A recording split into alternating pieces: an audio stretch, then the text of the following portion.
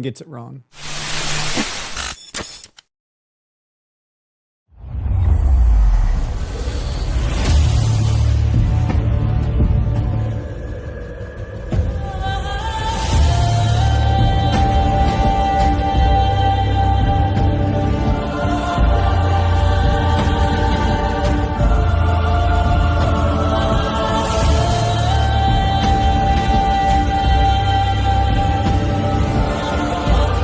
You are now entering a dangerous liberty zone where God-given natural rights are held sacred and exercised.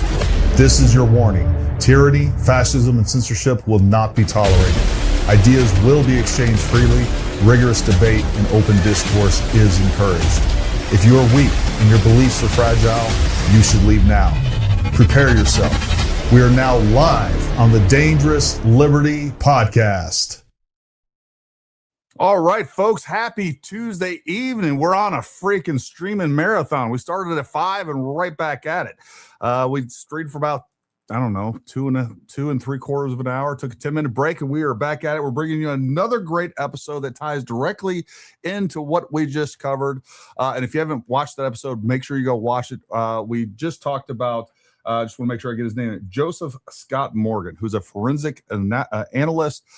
He was actually on the Julian Dory podcast, and he talks about really almost every element of this, but specifically to the ballistics. And I thought what he had to say was pretty interesting.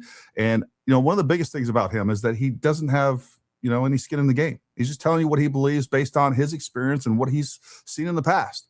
So make sure you go check that out, especially if you have some doubts about the 30-06. I'm not saying it'll clear up anything, but I do think it's another source of information that I believe there's no reason not to trust it. And I will say that I really respect Julian Dory in that he has his one foot at least firmly planted in the conspiracy side of things, but he's not afraid because I think he's an honest broker. Right? He's not afraid to have somebody on that actually knows what they're talking about. And by the way, this is exactly what all of these other podcasters should be doing. Like if they have legal questions, guess what? They could have lawyers on. I haven't seen Candace have a single lawyer on to talk about the validity of the charging documents, the evidence presented.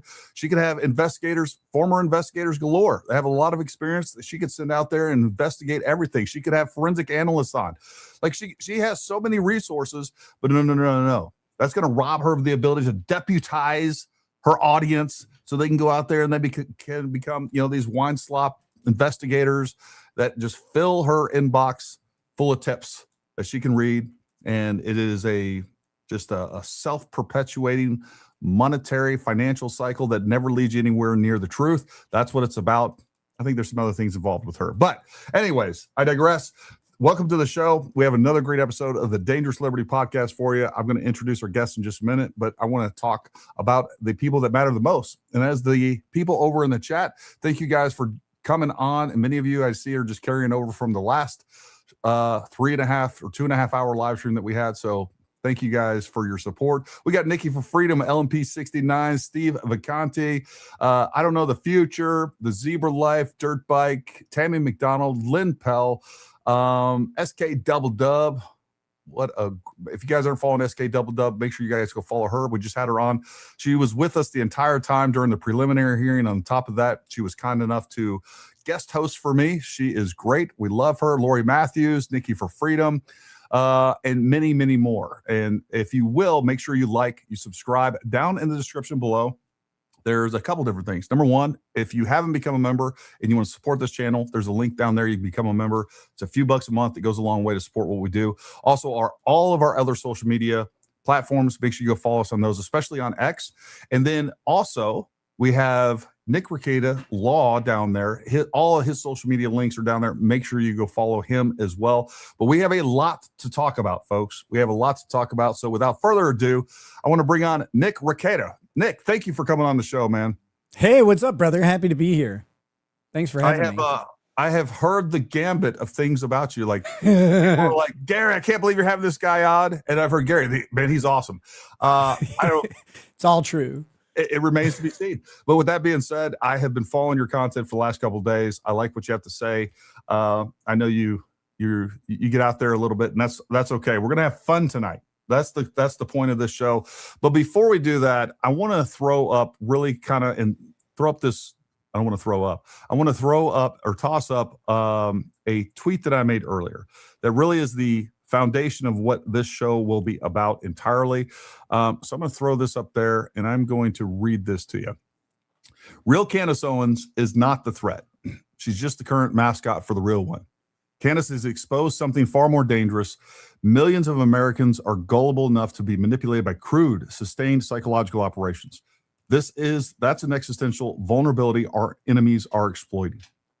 We're watching China, Russia, Islamists, and domestic political enemies run coordinated cognitive warfare on the American people. They are working in concert to artificially amplify figures like Candace Owens, Baron Coleman, Tucker Carlson, Ian Carroll, and many, many more. These figures aren't even that compelling. They're not. Their motives are transparent to anyone paying attention, yet the results are devastatingly effective. This is just the beta test. The next phase will be led by someone or a group much more charismatic and convincing. Open your eyes. You're not just watching the information war. You're actively participating in your own destruction. This is globalism, communism, and multipolarism repackaged for the right. And millions are swallowing it. Hook, line, and sinker. That is what we're dealing with, folks. This is not about Candace. This is not about any of these one individuals. It's what is behind them that is the real threat. And the fact that so many people can be convinced by this pod slop is just mind-blowing to me. But before we go any further, Nick, if you will, just for people that don't know who you are, introduce yourself real quick. Hi, I'm Nick Rekieta of Rekieta Law, small law firm in central Minnesota. I am the world's most problematic lawyer, I think, because I don't care about anybody else's opinions. I care about other people's opinions, but they don't bother me, whatever they are, one way or another, about me, about whatever we're talking about reality. The only thing that I look for is, one, a little bit of levity. Like you said, we're going to have some fun tonight. But two, the truth behind whatever is going on. And, coming from the field of law, there's a discernible way to find out what's happening. There's a way to verify facts and to have a set of rules. That's the entire legal system, is the idea that we can go, okay, we know how all of this stuff has to come in for us to be able to verify it. And we've agreed on that in advance. And then that's how we go to war over these issues. The other thing I know that's the most important thing tonight for me, I think, is, and I want to remind everybody of this, that Candace Owens spent 35 years on this planet not knowing that lightning caused thunder. She didn't know. Every time she's out, she's watching a storm. She's like, lightning's happening, thunder's happening. Those are two separate things, unrelated to each other. 35 years of that. This is the woman who's just recognizing patterns. She's just asking recognition, bro. She's just asking questions. Recognition at a level that you just can't comprehend. She's just asking questions, except where does thunder come from? Never thought to ask that one. That's not a thing that ever happened in her life. So I just want everybody on the same page.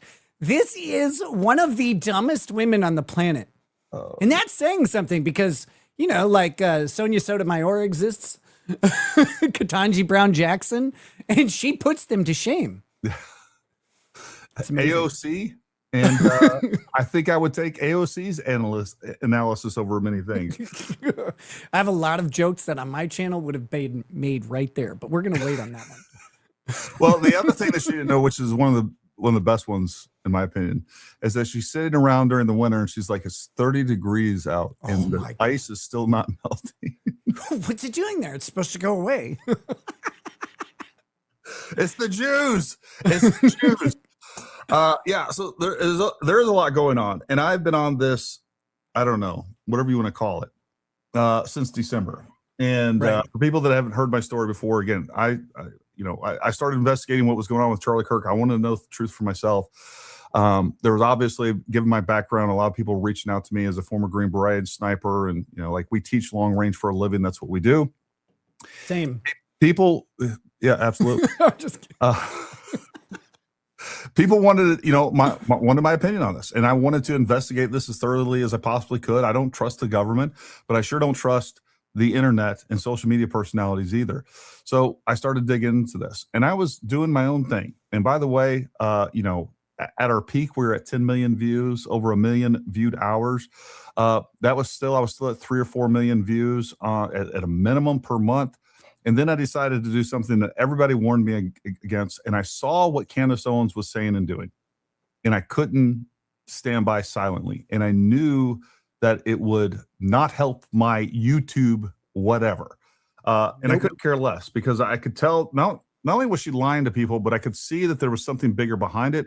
I could see where the trajectory of this was going from a political standpoint.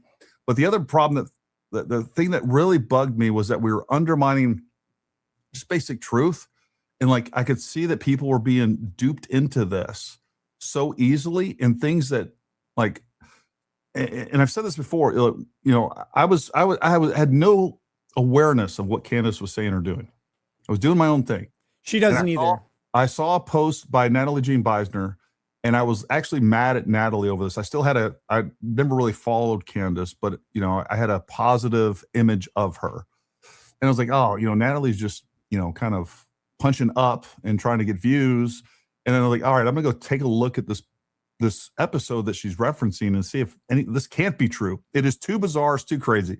I think it was specifically where Candace was saying that Charlie Kirk was shot from below, from tunnels or some sort of hatch underneath him. Right, the Jewish tunnels, those ones that they found in New York. Yeah, kosher tunnels. I was like, that can't be true.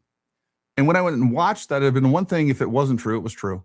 But the other thing that I noticed immediately that stood out more than that to me was the methods and tactics that she was using that were very clear to me: information operation tactics. They were cognitive warfare tactics. They were just, again, psychological manipulation tactics, the way that she was wording things, the way that she was priming her audience before she got to the big reveal. All the things that she was doing, I was like, whoa, I don't know what's happening here, but this is a problem. And then I watched that for a couple of weeks, and finally in December, I sent the first video out criticizing her just on a facts basis. And immediately, of course, I got attacked. I was a Fed. I was paid by the Jew, like all these crazy things. But it's a real problem. And now, even then, I thought it was a problem. I didn't imagine that it would get to the point to where we are now, where we have Tucker Carlson involved, Baron Coleman, Ian Carroll. Like, this is an entire network that is really a psychological operation movement taking place that ultimately has some pretty big political and even, global impacts of what could possibly take place. This is without a doubt, I believe 100%. And by the way, there's some pretty good evidence to this, that we have China, Russia, and the Islamists that are working together, that are boosting these things because they're going to benefit. And by the way, and I don't know your politics, Nick, but also correct.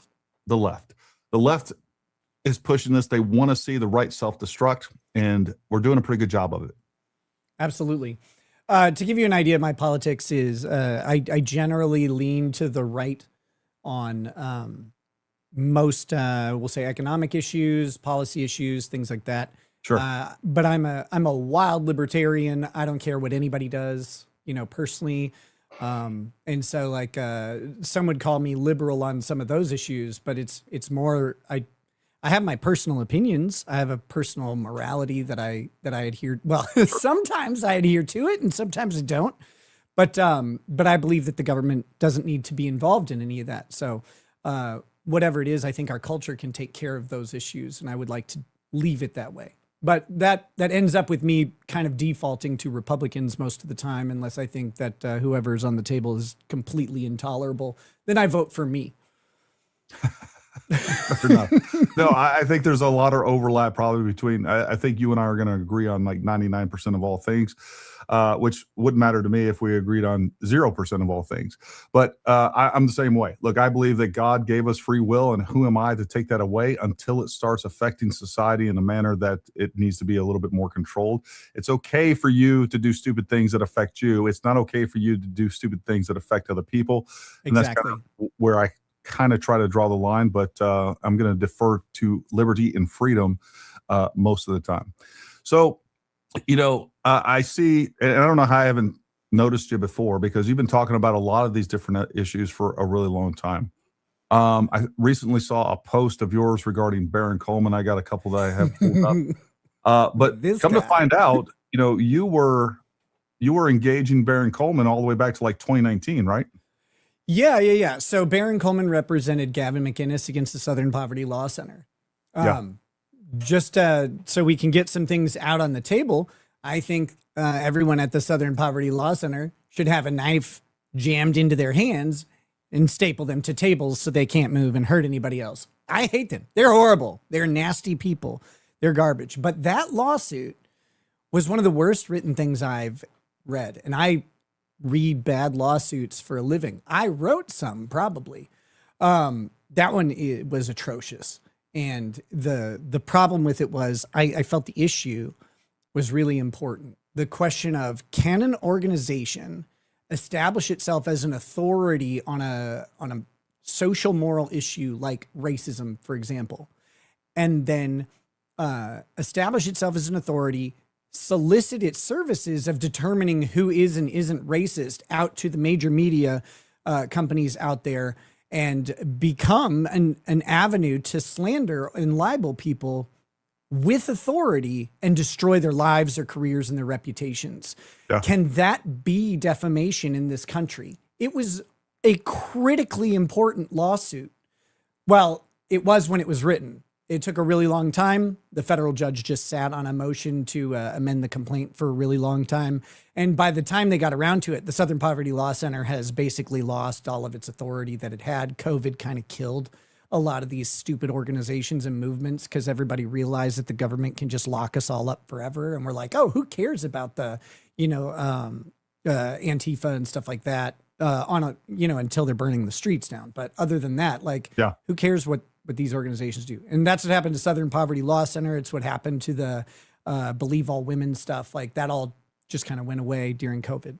But prior to that, they were also caught funding like white nationalist groups, the very thing that they were kind of this is so amazing. Sorry, I didn't mean to jump on you. People go back to Charlottesville as this like hallmark of white nationalism and racism. Heather Heyer was brutally murdered by that guy. Despite all of that, was kind of sarcastic because she died as a result of him responding to someone pointing a gun at him and him driving his car fast, etc. But all of that entire event was actually funded by the Southern Poverty Law Center. The people who organized it were amongst the marks. And it's like that were released. And that's just in one state. That prosecution that's going on is from just Alabama. That's the only, and there's so much out there that the Southern Poverty Law Center was apparently into. I mean, there's 50 other possible states where they had similar things going on, and we're just scratching the surface. But yes, they're literally responsible for funding the key recruiters in some of the biggest racist organizations. And I started thinking back about this. And when you look at that lawsuit and its timeline, you go back to around 2010, 2012. And I remember the pre-Obama days. Race relations in America were pretty good. Yeah, they were. Actually, like you go back to 2006, 2007. We end up with the first black president, largely because of that status, and people were excited about that. And you really didn't have this racial animus that's been brewing and brewing and brewing. But around 2010 to 2012, it starts amplifying. And we find out in the lawsuit that that's when the Southern Poverty Law Center started funding these organizations. At their highest levels, they're funding the highest people who are in charge of planning, coordination, operations, and recruitment. And we noticed that across the entire country, racial relations go completely into the toilet. And it cannot be understated how dangerous and horrible this organization has been for our country. But yeah, my big problem was that in 2019, they still had a lot of power. And this lawsuit could have made what they do recognizably defamatory and given people a tool to fight back and get their lives back and restore their reputations. And it was bumbled by this moron, Baron Coleman. The guy's an absolute idiot. And then I never heard of him again until recently. And people are like, dude, you gotta check out this guy. And I'm looking at the numbers, and I don't know about you, but I've been doing this a while. Yeah. And some of these people who have no charisma, no real notches in their belt or anything, they go to insane levels of engagement immediately. And they're also the first people to accuse everybody else of being a paid asset somewhere. I've been called a paid asset so many times in the past couple of days, and I'm like, where's my check, man? Can I at least get some compensation on it? And BB bucks. Yeah, exactly. Netanyahu, get over here and give me some money. But these people shoot to hundreds of thousands of views immediately, and you're like, how? They're like you said, they're not really compelling. They're not very charismatic. They're not informed on any of the issues, but their distribution is off the charts, and you start to wonder how that could be. You really do. And by the way, one of those metrics, look, this just like Nick's alluding to, like people that do this, and I'll be honest, I don't look at the metrics a lot. I don't look at all the analytics and things. I just don't, I couldn't care less. Like if we do it, we're going to do the best show that we can. If it's super great and we get a lot of views, great. If it's not, that's the show I'm going to do. Not once have I ever said, what show should I do that's going to get a lot of views? No, I just simply do the show that I'm going to do. And that's how it works. The only thing that I'll try to like play around with a little bit is like the thumbnail or the title. I'll play around with that a little bit. But one of the things that you typically see, and you can look at Candace Owens, for instance, is when you're doing live streams, especially, typically you're going to expect around 10 to 15% views compared to your entire audience, your entire subscriber audience. When you look at Baron Coleman, and many people have brought this up, we're seeing things that just don't make sense. And look at Baron Coleman right here has 342,000 subscribers. Let me make sure I'm actually showing this because I'm not. He has 342,000 subscribers, up from about 30,000 back in October, by the way. So, just unbelievable growth that is unparalleled. Okay, fine, whatever. But then we look at his subscriber to what he is averaging on these live streams. 500, well over 100% of his subscriber base. Crazy. And we can look at Candace Owens and things like that. Now, what I will say, and maybe we're disagreeing just a little bit, I don't think much, is I've said that Baron Coleman, I think, is a bigger threat than Candace Owens. I think Baron Coleman is more compelling, more entertaining, and he uses the fact that he's a lawyer. He knows how to create a story and to find holes to exploit and just fill with garbage that he knows are lies. And we can look at several instances when it comes to the Charlie Kirk assassination. The other thing that he does, and I've said that like Baron Coleman is the archetype of that disgusting, slimy, lying lawyer that will tell you one thing and do it in an absolute, like he is that guy. And the way that he has went after Erica Kirk and then pretends not to. He's like, I've never accused her of this or that or what, like, just like Candace Owens. It's, it's through insinuation. It is accusation after accusation, but never really bringing it to that point. And then pretending like, oh, well, I'm just kind of feeling things out. When you look at what all of his viewers are seeing and saying and the conclusions that he has led them to, it's so obvious and it's so dishonest and disingenuous. I freaking find it completely disgusting. And speaking of which, I'm going to throw this up here and we will talk about that extra bullet here in just a minute as well that Ian Carroll keeps bringing up that I've been fighting with him on. But let me play this right here. I think that there are two people who are in grave danger right now. Unbelievably grave danger. And by grave, I mean a danger of being taken out physically from this earth. Oh, wow. First, may be obvious. It's Tyler Robinson. Tyler Robinson's in grave danger. Tyler Robinson was not supposed to survive to turn himself in. I'm now convinced of that. Tyler Robinson was framed. I am now 100% convinced of that. But with what evidence, Baron? With what evidence are you convinced of that? Because nothing that I've seen, and I'm paying attention, that you've presented that we know, this is what he's saying, folks. We know there's a conspiracy so far as, And it's gone so far as that Tyler Robinson is 100% framed, and he is supposed to be taken out. The way that he spews these lies with such confidence, and again, Candace Owens is great at it too, and this is why the shtick works. This is what he's telling you. Tyler Robinson cannot go to trial. He cannot. He can. He cannot prove he did it. He can't prove he did. I just want to point out, they had a pre-trial preliminary hearing. Yeah. And now it's certainly possible that some of that evidence won't be admitted at trial. Although no one's shown me why any of that evidence wouldn't be admitted. It's just possible that it won't because the rules are a little different. If the evidence that they presented at pre-trial is presented at trial, he is convicted 10 days out of 10 right now. And they have more. People act like we need a third person over the shoulder camera, like seeing the shooting of all this stuff, and forget that just a few years ago, there weren't cameras everywhere. There wasn't a camera in everyone's pocket, and we still got murder convictions all the time. I mean, really easily. Do you think it's safe to say that like over 99% of all homicides they convicted without video cameras? Oh yeah. And they may have circumstantial video cameras similar to Tyler Robinson, although, we've got conflicting reports about the quality of the video of him on the rooftop. And so, you've people like Jack Posobiec saying that they showed a high res or 4K video that shows everything. We'll see, right? Yeah. Like, we don't know. Ian Carroll's attempted reproduction of that was one of the most brain dead things I've seen in my entire life. But, we don't know what the quality of that will be.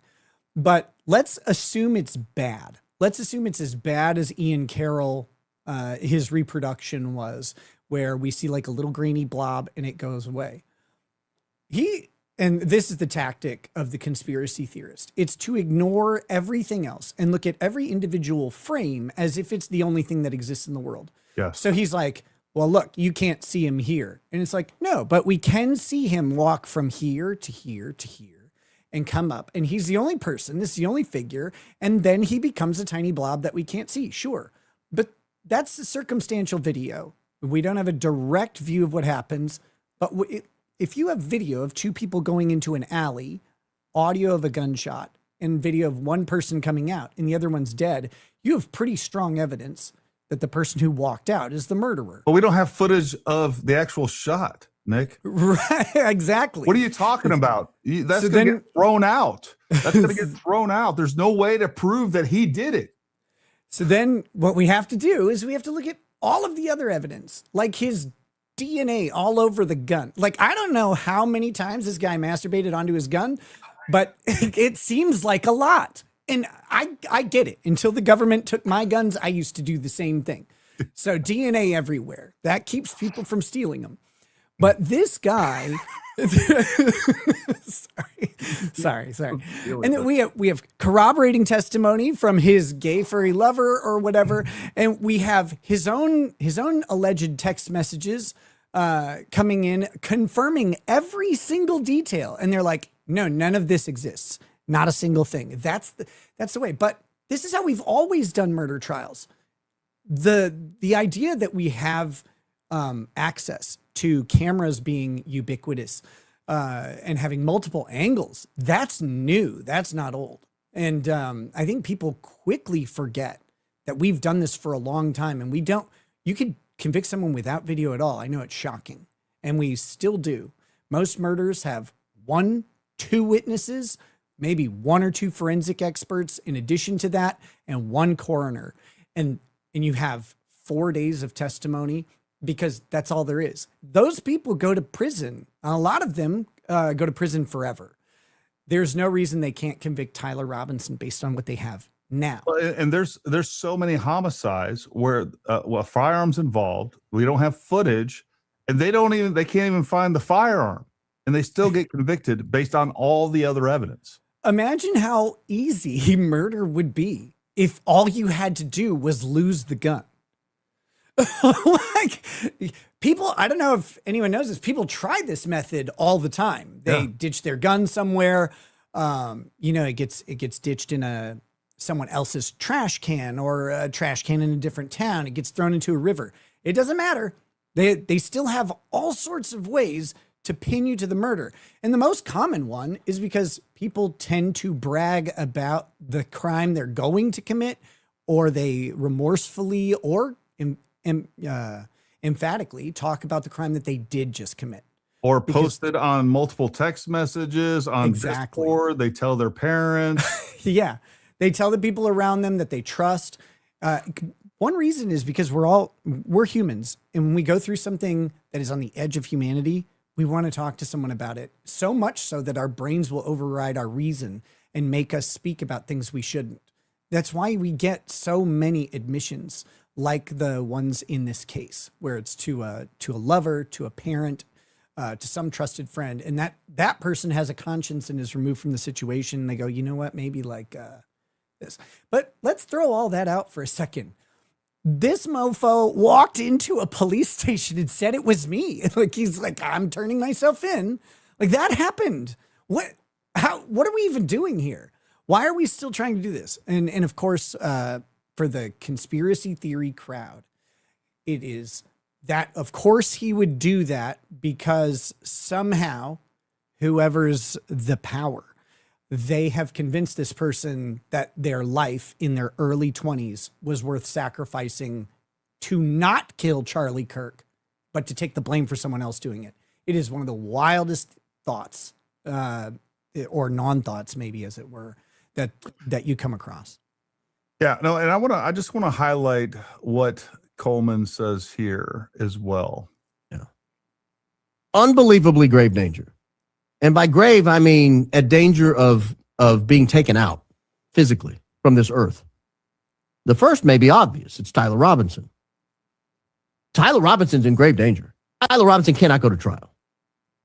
He cannot, because they cannot prove he did it. Not only that, if he goes to trial, it's going to just blow the whole thing apart.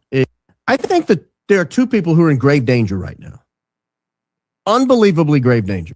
I might have grabbed the wrong cut, but the other one he talks about, or maybe it's the longer one, is because he says Erica Kirk is the other one in grave danger. And he goes on to say, it's not because of anything I've said or Candace has said. It's what Erica Kirk has said. It's what she has done.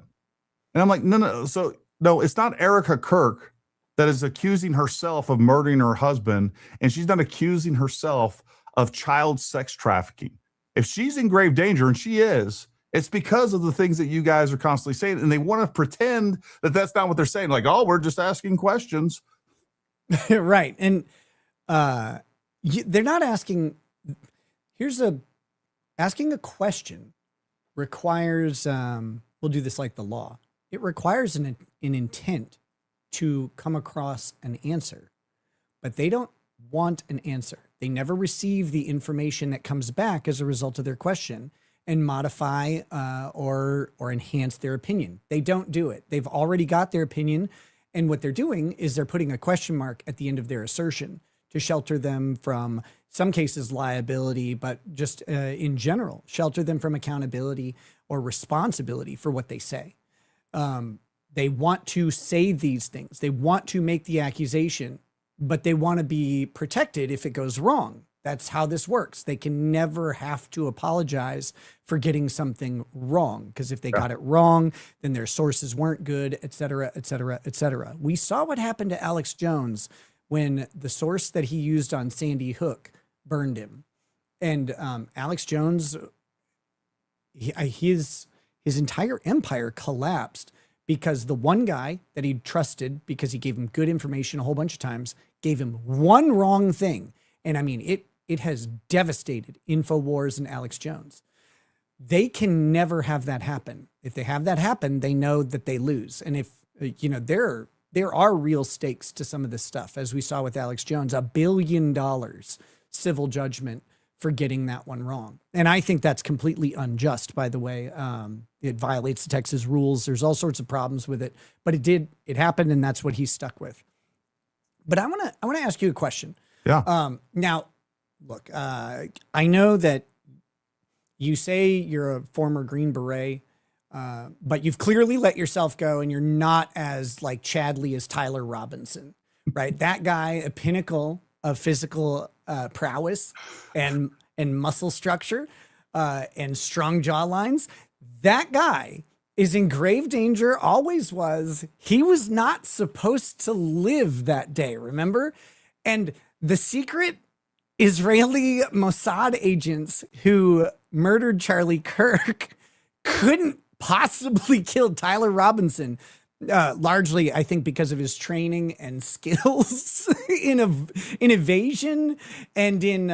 I'm sure he had to take out a couple of agents on the way to. Well, the other thing that was convenient is that there's so many lookalikes that look like him. I mean, all you got to do is throw on a maroon shirt, and even though he's in black on the roof, he just blends right in with the lookalikes of him that are in maroon shirts, right. Or I guess distracts from the shooter, the Israeli shooter. How many 95-pound twinks are there in Utah? Like, I thought you had dudes with a whole bunch of wives and stuff, and turns out no, it's just a bunch of Discord users, right, running around playing soldier. The theories around this and the assertions. I mean, Baron Coleman is very convincing with his gravity. Right, he's in danger. Let me tell you. What does this moron know about people being in danger? Like this, does Baron Coleman have some sort of background of being in danger? Like, was he military or anything prior to being a He lawyer? has an established history of starting, and these are his words, not mine, whisper campaigns to prejudice a jury. And that is in sworn affidavit that he admitted to. That he started a whisper campaign to prejudice a jury. And I bet he used a lot of hyperbole and very dramatic speech to do that. He knows exactly what he's doing. And knows I didn't start a whisper network. I asked some whispered questions. That's what I did. No, but it's amazing because so he's sitting here, he's like, you guys got to trust me. This guy's in serious danger. It's like, who do you know that's been in serious danger? You know people who've been in serious danger. I imagine you've been in serious danger. Yeah. What does this guy bring? Where does he's like, trust me. That'd be like me. Yeah, sure. In my postgraduate education experience, I can tell you all about people who are probably about to get killed. Except I haven't been around anybody who's about to get killed other than like by cancer and stuff like that. So how does this guy know this? Why should we trust him? Nobody is being encouraged to ask the questions of why do these people seem to possess this special knowledge that they can assure us of these results and these reasons. And it really drives me nuts because I hate people who take on false authority. I hate people who pretend to have this deep, insightful connection just secret because knowledge. they say it's slow. If you say it's slow and drop an octave. The secret knowledge Exactly. that I'm going to give you next episode. Look, there is where Baron Coleman, he was pretty much a nobody, and he realized real quick that he can latch onto Candace Owens' coattails, and that's what he did. And what I will say is, I think he is more charismatic. He's more believable. He has a wider. He will have a wider audience, or be able to expand his audience more so than Candace Owens. Wider audience appeal than Candace Owens, and because he is a lawyer, people are going to look to him with a level of credibility that they're just not going to look to Candace Owens. I mean, Candace Owens doesn't know where the sound of thunder comes from, so this is true. But I want to play this because I think this is one of the craziest examples of Baron Coleman, and I believe this was on the Jimmy Dore show. I don't know if you've seen this particular clip, but it is something to behold. In his different discussions, as Brian Harpole described, if he supposedly died at the scene, just fold him up and close the door. Why are you risking someone falling out of the car at highway speeds? What, Zach? That doesn't make any sense whatsoever. You just bend his legs. It's not like he's got rigor mortis yet. That takes a while to set in. So you just bend his legs and you close the door. They're going 65, 70 miles an hour for 12 minutes. And you got multiple 3 police reports of someone hanging out of the car, and they think it's a victim. What in the hell else could that mean? I can't know. Go ahead. Well, I want to say that I believe that when Brian Harpole went on the Sean Ryan show, they may have been anticipating this because they would have known these broadcasts existed if they'd have done any kind of research. And I think they anticipated that people would hear about this. And so Brian Harpole goes on the Sean Ryan show and Frank Turek goes on the Megyn Kelly show, and they describe that, on the way there, they were holding each other. You know, Charlie's such a tall man, they couldn't close the door behind him. So they're holding on to each other, and people are, trusting each other that they don't let each other fall out of the car. I'm looking back at that and saying, no, that sounds to me like you guys were setting up a story that you knew we would eventually trip over these calls, and you guys wanted to preempt any reasonable conclusion and go ahead and try to plant your own version of events. Can you expand on your working hypothesis? Yeah, I can. There are so many things that went wrong, starting with the T-shirt moving in the way it moved, that is totally and wholly inconsistent with a gunshot to the neck. The whole T-shirt comes up, a medallion on his necklace flies into his neck. His hands, the way they grip the microphone, looks to me like he got electrocuted. His ring disconnected from his ring finger and then sticks to his pinky finger for about a full second. Is not affected by gravity, almost as if there's some sort of an electromagnetic pull. Folks, Yes. First of all, this is retarded. What about the electromagnetism, sir? Folks, when you get electrocuted, you do not suddenly generate an electromagnetic force that your body is now magnetized. I mean, what a freaking clown. It gets worse than this. And have you heard this clip before? No. It gets extra special. It's wild from a standpoint of a lawyer, an officer of the court that would actually say some of the things that he's getting ready to say, because this isn't even the bad part yet. But go ahead. Can I quickly address the T-shirt? This is something that I think people can be forgiven for not understanding. Sure. Because it's not an intuitive thing. But if you understand physics and you understand, in environmental sciences, you know that we are not in a vacuum, right? Like there's invisible stuff all around us. Yeah. But that stuff has mass and it moves. It's called air. It's a blend of nitrogen, carbon dioxide, and oxygen mostly. Okay, when you fire a projectile or move literally anything, the air around that is manipulated by the force exerted on it. So when a bullet is flying through the air, there's actually a building bow wave of pressure because that air is compressed in front of it and it's forced around the bullet and into the vacuum of where the bullet was. And now the air has to rush in to fill it. It's part of how ballistics work. It's part of how bullets go and how they can predict, how they're going to perform. And it's, impacted by things like humidity and heat and everything like that. Okay. Sure. But in all cases, a bullet traveling through a non-vacuum will compress whatever's in front of it, if it's water, if it's concrete, or if it's air, and that will create a wave of pressure. That hits before the bullet 100% of the time because it has to. It exists in front of the bullet and is pushed into the thing the bullet is about to hit. So when you're watching frame by frame and you see a bullet about to hit someone, there's a wave of air pressure that will hit first. And if you are confused about the T-shirt, I promise you that this happens every time. All of them. Because it's science, it's physics, it's repeatable, it's knowable. You could do math and figure out what what force is actually going to hit in that air pressure. It's not a lot of force, but it is enough to ripple a shirt because you can ripple a shirt by breathing on it. And this is certainly more force than that. So that shirt theory, if that is bothering you, it happens every time. We just usually aren't looking at it. We're not looking for anything like that. It's not being analyzed in that way. And it's also never important.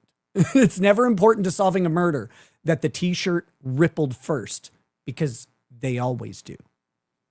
There's some technical hairs I would split with you on that, but generally speaking, I agree with you. The fact is that everything that we see is explained by a gunshot wound and by physics. And, you know, you can sit there and dance around this. And we just watched, again, it was Joseph Scott Morgan. He basically said essentially the same thing. He's like, first and foremost, you say, I've never seen a t-shirt do that before when someone's shot. How many people have you seen shot, weirdo? Much less than a shirt. Like I watch a lot of TV. You have this vision of what you think should take place, probably based on TV, which is not reality. But everything you say is pretty much spot on. On that ring. Yeah. And then you have this medical report of a broken series of vertebrae from the C1 or 2 all the way down to the C7 or T1. It's and then you had the couple of wounds on his arm that almost looked like a taser or some sort of puncture wound. I just think that they brought Charlie into that what looks like a death arena and said, we're going to go after him 4 or 5 different ways, and then we're going to break his neck. Folks, you see that? Looks like a death arena. What's a death arena? A death arena. I wonder how many people have walked into that atrium, because I've been there. And the first thing I got in there was like, my God, this place is a death arena. Someone get my gladius. Like again, folks, you got to like pay attention. And once you see it, you can't unsee it. The way these people manipulate language and use language to manipulate you and their gullible viewers. Like it's so obvious that it's not funny. These people, and again, Baron Coleman is more sophisticated at this than even Candace Owens, and she's pretty decent. Back in the car, and he's not walking out of this alive. There's a 0% chance he leaves Orem, Utah alive. Listen to that again. I just think that they brought Charlie into that what looks like a death arena and said, we're going to go after him 4 or 5 different ways, and then we're going to break his neck in the car. And he's not walking out of this alive. There's a 0% chance he leaves Orem, Utah alive. And that is my working hypothesis that, yes, something exploded under his shirt. Yes, something went wrong with the microphone and caused an electrification. Yes, something punctured his neck. I don't know if it was a bullet or what it was. Yes, his neck bones were broken. Something happened there. Yes, something wounded his arm. There's just too much going on. It's like they didn't want to risk him being Rasputin and live through a 1 or 2 attempts. They wanted to make sure he was finished off no matter what. And I think what they're describing in the police, at least a way to interpret it, what the police are describing on the way to the hospital is a guy fighting back.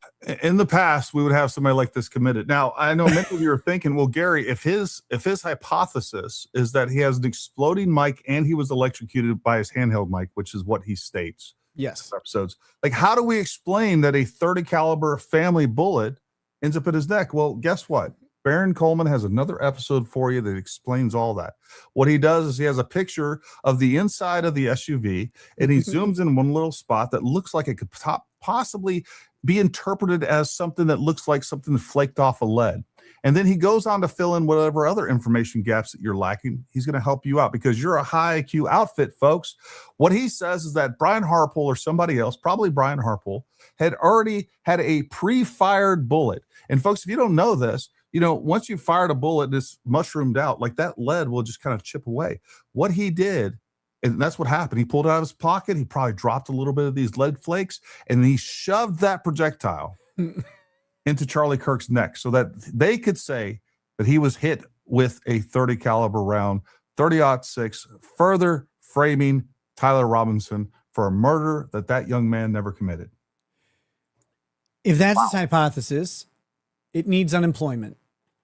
Frankly, that should not be his working hypothesis. That shouldn't be anybody's hypothesis. The crazy thing is that he lists a bunch of injuries that are consistent with the factual record that we have. A 30-06, especially a soft core lead 30-06 round entering the neck and striking, fragmenting and striking vertebrae, accounts for a bunch of broken vertebrae. It accounts for them it really well, actually. It accounts for a bunch of broken vertebrae much better than the idea that they were going to randomly break his neck with their, I don't know, hands. Like, what did they do? Pull out a ball peen hammer and chisel and break each vertebrae? You don't typically break several vertebrae in one sort of motion. They would have to sit there like snapping them like psychopaths for a while. And maybe they did, except they didn't. Fragmented bullets break his vertebrae. And I can't guarantee it, but I'm pretty damn sure we're going to have a coroner come into that courtroom with the longest CV you've ever heard in your life.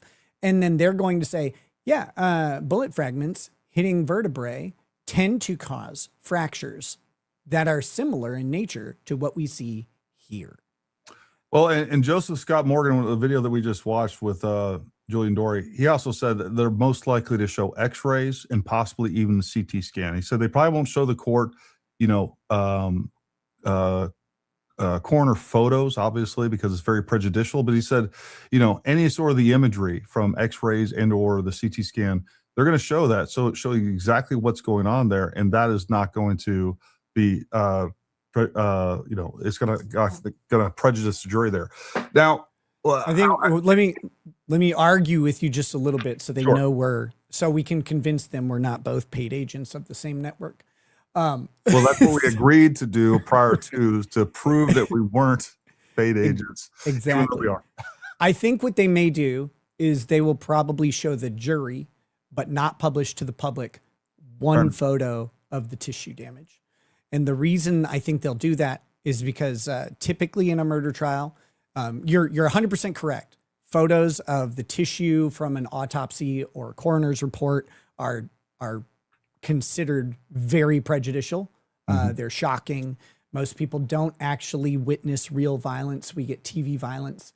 But when you see the results of real violence, it's very disturbing to people on a deep level. So they try and keep that back. However, courts have often allowed one photo if it is probative, if it's beneficial to discerning a fact. And what I think the reason they may do this is because they had to fish lead fragments out of the soft tissue. And so in addition to the x-ray, which is going to show, it may show lead fragments on the x-ray or CT scan, depending on when they took it. I do think we may get a soft tissue damage photo it'll blur out Charlie's face. That's one of the common things they do because people look really gross when they're dead. So they'll blur out Charlie's face. They'll show, just on that. But I do think they'll want to express like, this is what fragmentation does. Maybe we'll even see like sort of trails of where the fragments traveled once they fragmented entering or from striking vertebrae. So that'd be my minorest disagreement is we may get one photo, but I don't think they're going to publish it to the public. And of course, the defense will object to that. I try to get that removed as well. But I agree that who knows what they'll end up showing the jury. Hopefully we do get some of that imagery, but I want to go back just a second. I want to explain just how sophisticated and complicated what Baron Coleman just did to everybody. So understand, first of all, his explanation it's much more complicated than, if we went with Occam's razor, it's like, well, this crazy kid that was dating a gay furry lover freaking shot Charlie Kirk because it hit him in the neck. And, it actually damaged his spine to the point and probably completely blew out his brainstem. Just from the hydrostatic shock wave, right? So there's that. We can go with that, or we can go with this idea that, number one, they were trying to kill him in multiple different ways, which is what he said, and then they had to finish him off in basically the vehicle they were rushing to the hospital in the SUV, and they had to plant this other evidence inside of him to make it all run together. Now, he also says that he believes that he was electrocuted. And this is where, if you know what he's doing, this is where you can see the level of thought and sophistication that went into to tell the story, because it explains everything. Why does he have to say that he was electrocuted? Because when his brainstem and his spinal cord were hit, he did something known as decorticate posturing that only happens when your spinal cord and your brainstem have that level of trauma. So now we have to explain that. And the only way to explain that his stupid, gullible followers will believe is that, he was electrocuted. And because he has this ring that he fiddles with all the time, by the way, we're even going to throw in there that it created some sort of electromagnetic field and it held onto his finger, which, folks, go Google that up. That's not a thing. And then on top of that, because he's now saying that he was killed with an exploding mic, now we don't have a bullet. So we're going to take him in there. And by the way, his neck isn't broken at this point and shattered by the bullet. So we have to do that, I don't know, some way manually, just like Nick said. And then on top of that, we have to take a pre-fired round and shove it down into the wound channel. That, like, how did they know that was even going to happen? Like, none of it makes sense. And it's so complicated. And the planning that goes behind that, the people behind it, the amount of people that would have to be involved with it and not come out and say something and not object to it to begin with. And then why even have a patsy? Like, it doesn't make sense. But yet these people are just sitting on the edge of their seat and they want to believe this horse shit so bad. Like, what is happening to society, Nick? What did you do to these people? A lot. One thing I want to address real quick, because we keep going back to him being a lawyer. Yeah. Speaking from experience, lawyers are largely retarded. And if you don't think so, like if you disagree with me, you're like, this guy sucks at everything he says. Lawyers can't be stupid. Remember that I am one. Like I went to law school. I did just fine. It wasn't that hard because law school is engineered towards a certain way of thinking. People get lost in the idea that because the bar exam is difficult, the LSAT is difficult, they think that the people who pass those are particularly smart. I went to law school with a bunch of them. They're just as dumb as all of us. And it's just our brains, and that's what these tests are actually trying to find. Our brains process information in a particular way. It doesn't make it better. It just makes it a particular way that is more suited to the practice of law. We absorb information very quickly. Our brains make connections very, very well, some connections that other people don't see, and we're able to synthesize and explain that. That's the skill set of a lawyer. Intelligence ain't it. That's not in there at all. Sometimes they're intelligent, sometimes they're not. The distribution is pretty similar to normal distribution of intelligence. So don't fool yourself ever into thinking lawyers are smart or deserve any credibility on what they're saying. Always, always, always measure what they say against an expert, because the other skill that we learn is to be dangerous enough to know enough about enough subjects that you can walk into any conversation and ask important questions and get information. And you'll kind of blend in.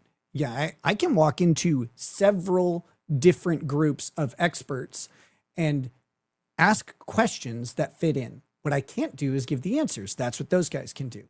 But I know enough to be dangerous with questions.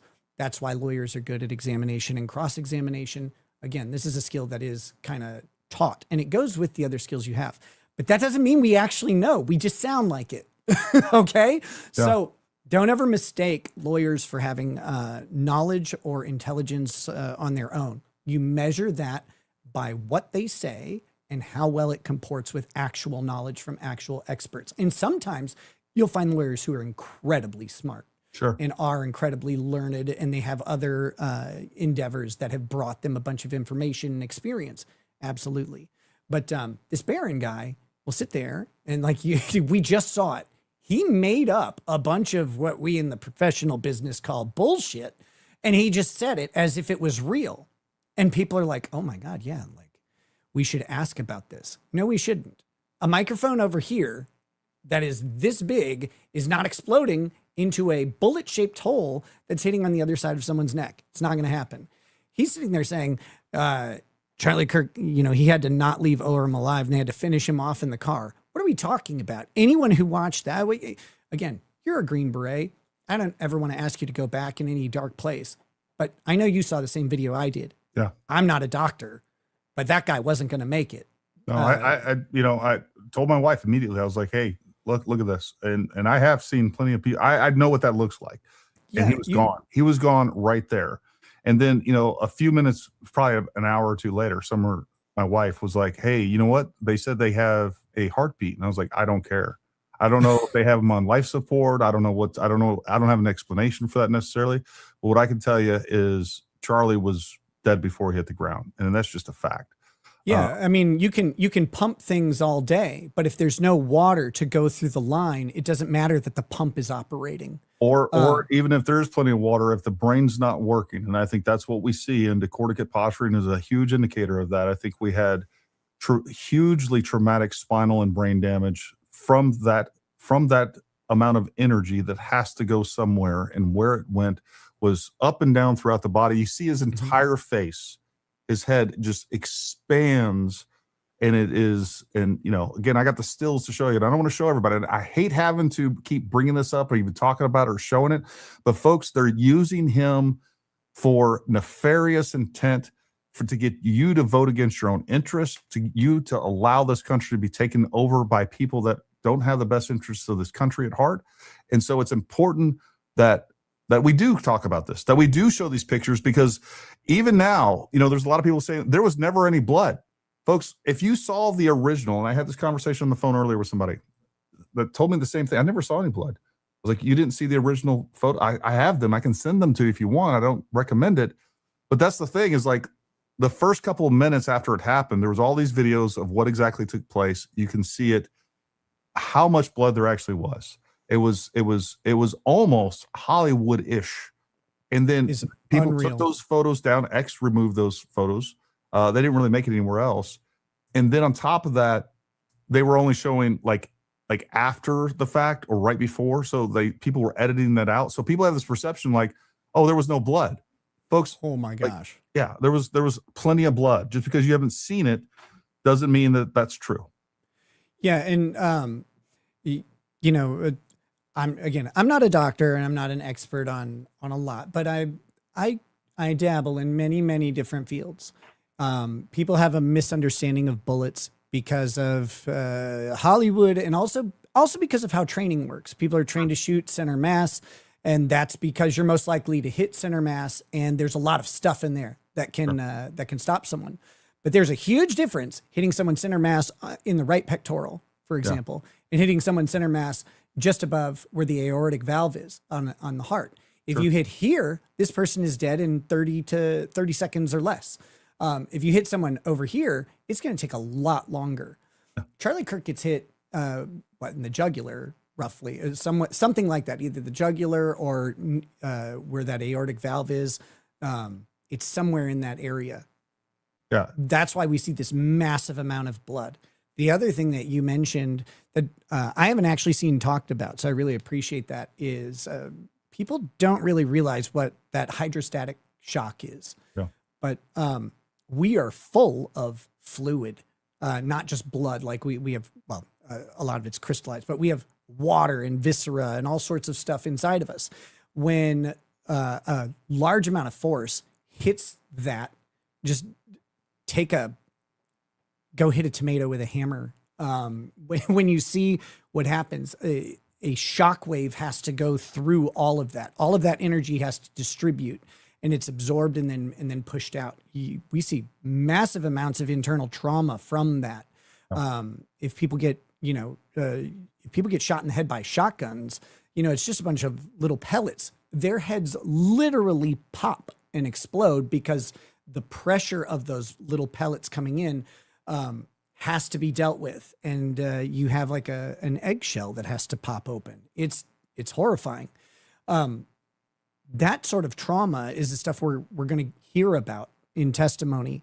And that's the type of stuff that's going to debunk all of these things. Again, one of the tricks that they use, one of the manipulation tactics that they use, is to you have a set of facts and you have a set of results, and these things match. We know that.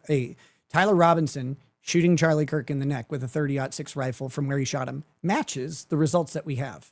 Yeah. That would, if that happened, let's say it didn't. If that happened, it would look the exact same as this. That's how it would look. But what they do is they take that and this is what you were talking about earlier, I think. They construct a narrative that also fits those facts. And they say, without any evidence attached to it, they say, well, what about this? This explains everything. And it's like, well, I mean, yeah, but that didn't happen. Like, we don't have anything to connect this story to that one. But it could.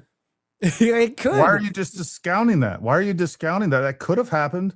I mean, we don't have any evidence for it. And as a matter of fact, it's counter to it's not only do we not have evidence for it, we have evidence against it, like a lot. But I can't believe you would just discount something that could have happened. Yeah, it's amazing. Like I went to McDonald's but I might have gone to Burger King. And in both cases, I would be making a poor choice. but I didn't go to Burger King. I didn't do that. I went to McDonald's, but you could have gone to Burger King. That who cares? And that's where this lone bullet thing, which like I said, when we get to that, that'll be interesting because we're gonna I think this is a great segue into this, and this is Ian Carroll's thing. So all right, so for dumb. people that weren't following the hearing, the preliminary hearing is at some point in time, the defense brings up the fact that another bullet was found, and by bullet, a unfired piece of ammunition. And I just want to orient everybody to what exactly we're talking about and where this was found. And I even got a 3D model that we'll pull up.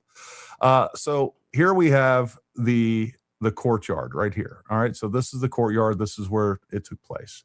And then right here we have the Lossy Center. All right. This is right about here is where the shot took place. And then here's the Sorensen Center right here. This is basically a food court, 2-story food court. All the way back here is the computer science building. And by the way, that distance is around 980 feet. And I'll to this position on this roof, and I'll explain why that's important.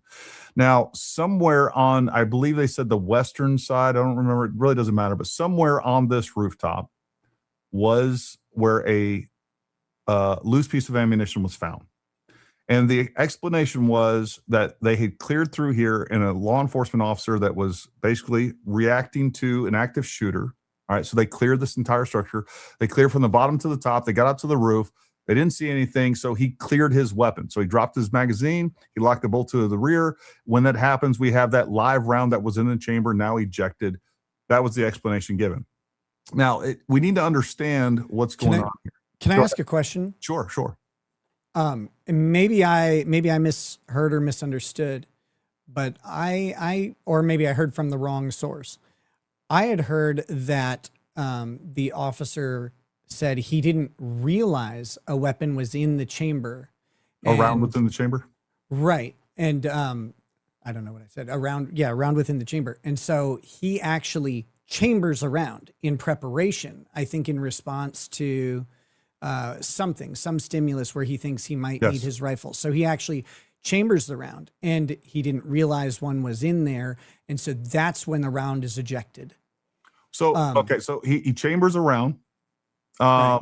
Oh, I see what you're saying. So basically he charged his weapon. That doesn't make sense to me because we're already on top of the roof. The way that I understood it, and maybe I heard wrong, but the way that I understood that is they get out of the vehicle.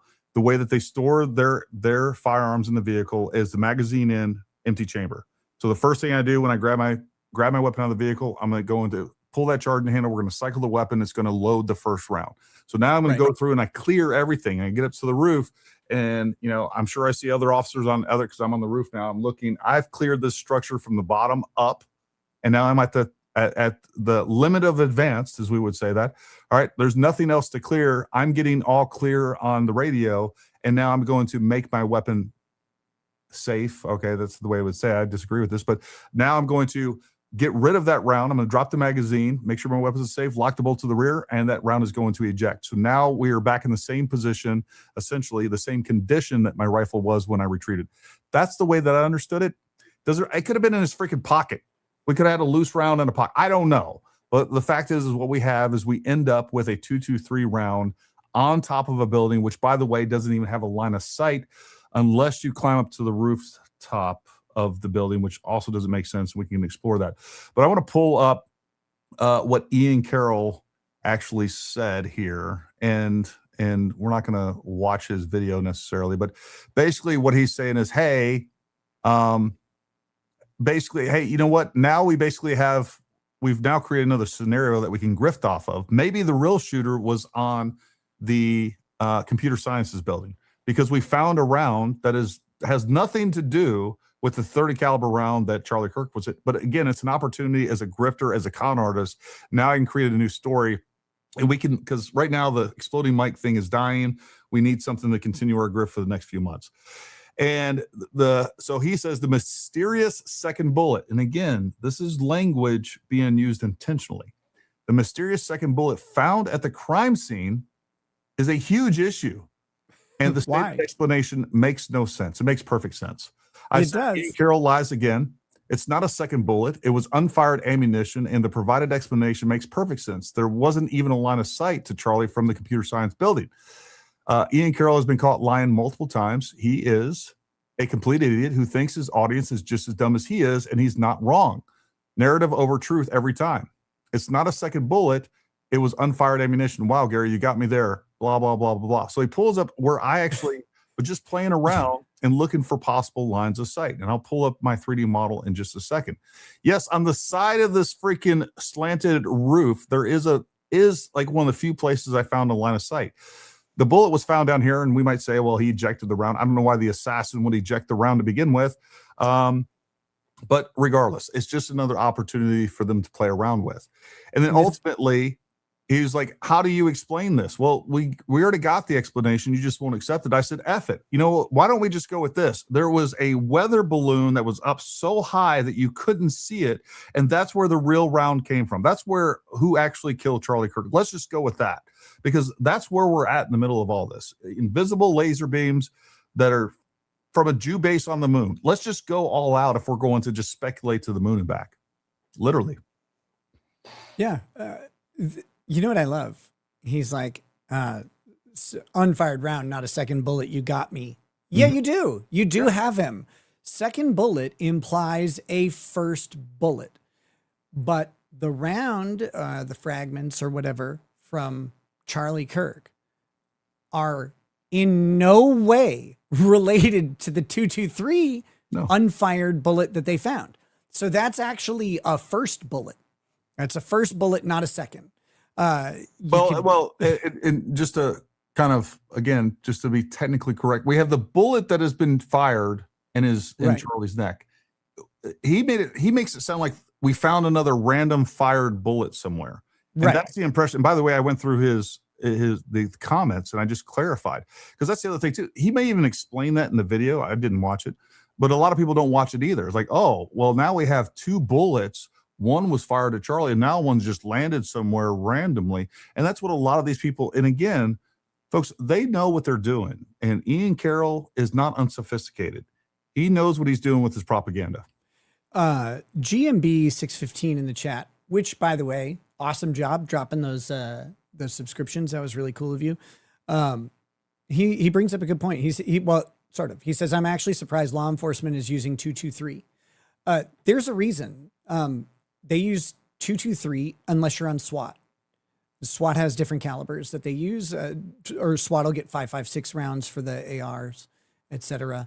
But you can actually look up the calibers that Utah police use in the different weapons. You can look up their approved weapon list. You can look up their ammunition list, and their ammunition is inventoried and recorded, which is why we know where this round came from, because you and I discussed earlier, either a round was cycled in and the cartridge was ejected and left, or when he was clearing the weapon, he failed to recover the cartridge. And who knows why? Maybe it rolled away, et cetera. And he's like, maybe he just didn't care. Right. But when they go to, like you said, they pull out the magazine, they clear it, they go back to inventory. This magazine now has 29 rounds in it instead of 30. And they have an unaccounted for round. And then they found it. They're happy about that. That's how they know that round came from that officer's gun. That's how they know that there are now 30 rounds, just like they're supposed to be, and not 28. If he was the mystery shooter, there would be another missing round. Something like that would have had to happen. That police inventory every single round that goes in and out. Utah police are only allowed to carry 4 magazines worth of ammunition for whatever firearm that they have on them at any point in time. This is all in the Utah State Police Training Manual, which in that video of Ian Carroll's, he has some former Green Berets on there. I don't trust those guys. And he has one guy. Green Beret. He has Nate from Valhalla TV and VFT, and again, we've talked a lot about Nate and the fact that he's an embarrassment to the regiment, pure and simple. He uses his Green Beret as credibility that he doesn't have, talking about information and things that he doesn't know anything about, including firearms. He's one of the most ignorant when it comes to firearms person that is a Green Beret that I've ever met. He didn't even know that you could change out a stock on a rifle. I mean, it's actually embarrassing. He sounds like he was a real value to the U.S. military. Well, look, for the 18 Echo, which, we have different jobs on the team. I was actually 18 Right. Bravo, which is a weapons sergeant. Sure. Millions of dollars of training, just training on weapons.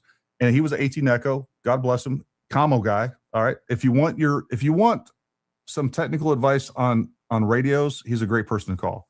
Other than that, I don't know. Call me, call Matt Tardio. I don't know. Yeah. And it's amazing though, because what he says in that video is that he trains law enforcement officers all over the country. I don't know what he trains them on. He doesn't actually say specifically, but he says in no way is the policy to clear your weapon, et cetera, et cetera, et cetera. They could have just looked. It's in the book. It's right there. On a whim on my stream the other night, I went through it and I was like, well, let's just take a peek. And that's where I found out that they list out all of the calibers that they use. And you can go, oh, okay, here's why they're not at all concerned about this, because they have a 30-06. They have a shell casing from a 30-06 inside the rifle, right? And then they have a couple other unfired 30-06 rounds that they recovered from Tyler Robinson or whatever. And then they have this random 223 round, and they don't have 223 fragments inside Charlie Kirk. So they go, wow, however this bullet got here doesn't matter because it's unrelated. It could have been a rock, a pen. It could have been any object, because at that point, it's not connected to the crime in any way. And folks, again, what I did was I put a bunch of different between, for those you don't know, I actually went to UVU. We actually flew a mapping drone over this facility. We created a 3D model. So this is what we have. This is a 2 scale plus or minus an inch. I mean, this is a forensic level 3D model. And both myself and CJ Correnti, we went through this. He did a lot of work on this. I mean, literally donated tens of thousands of dollars worth of work creating this, helping us create the model, but also helping create this. This is what we had. We had all this stuff. Actually putting the tent in place and putting Charlie in the exact place. We spent weeks and weeks in making sure all of that was so accurate and so correct. But regardless, we have a bunch of different shooting points of view. Number one, we have Tyler Robinson's actual position down to, I mean, as close as we could possibly get it. We're probably plus or minus 2 inches where he was. We have the exact slope. We have everything. And then there was a lot of people saying, oh, well, this, there could have been a shooter over here. They could have been a shooter in this spot or whatever it is. So we started putting shooters in different places just to prove whether or not they had actual line of sight. And then also there's some other elements in this as well. Well, one of the places I was just randomly putting people was, and we even have from the back of the camera view, this is what that camera would have seen from behind it. And we can change the angle field of view as well. Charlie's point of view, what he was able to see.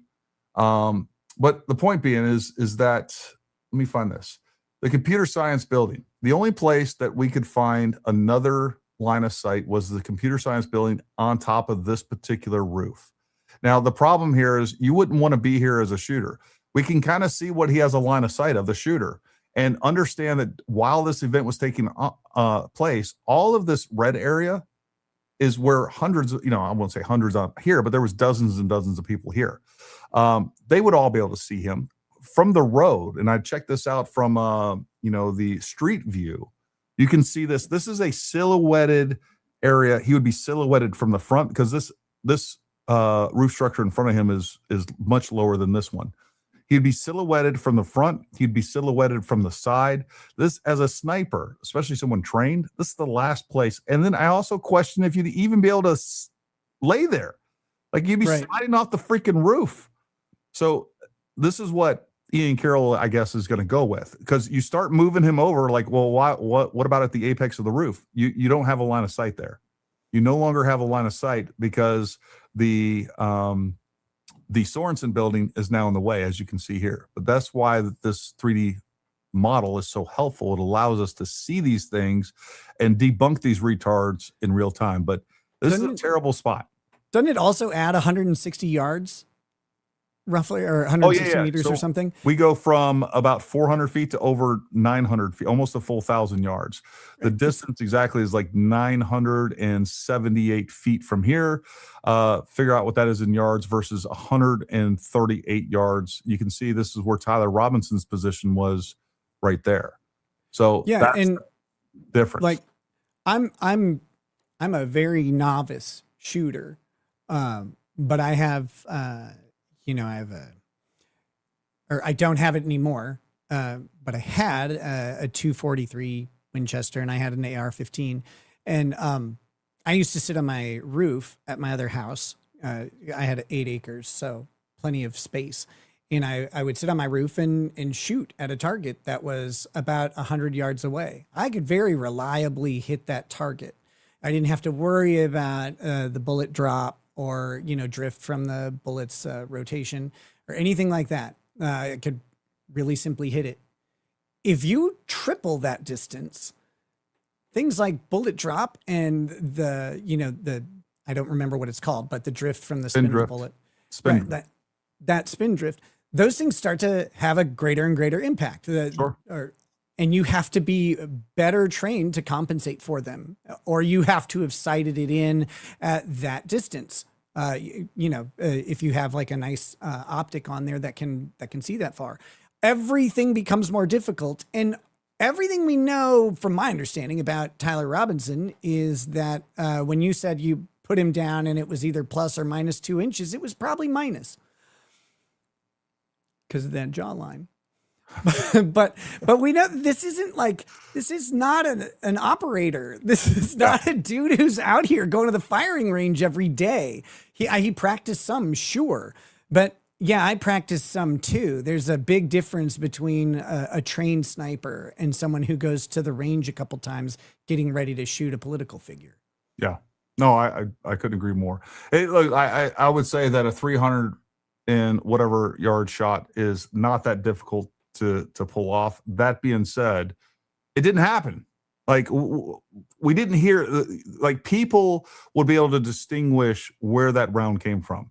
There was people all over this campus, and there is a difference between a shot coming from here and a shot coming from up there.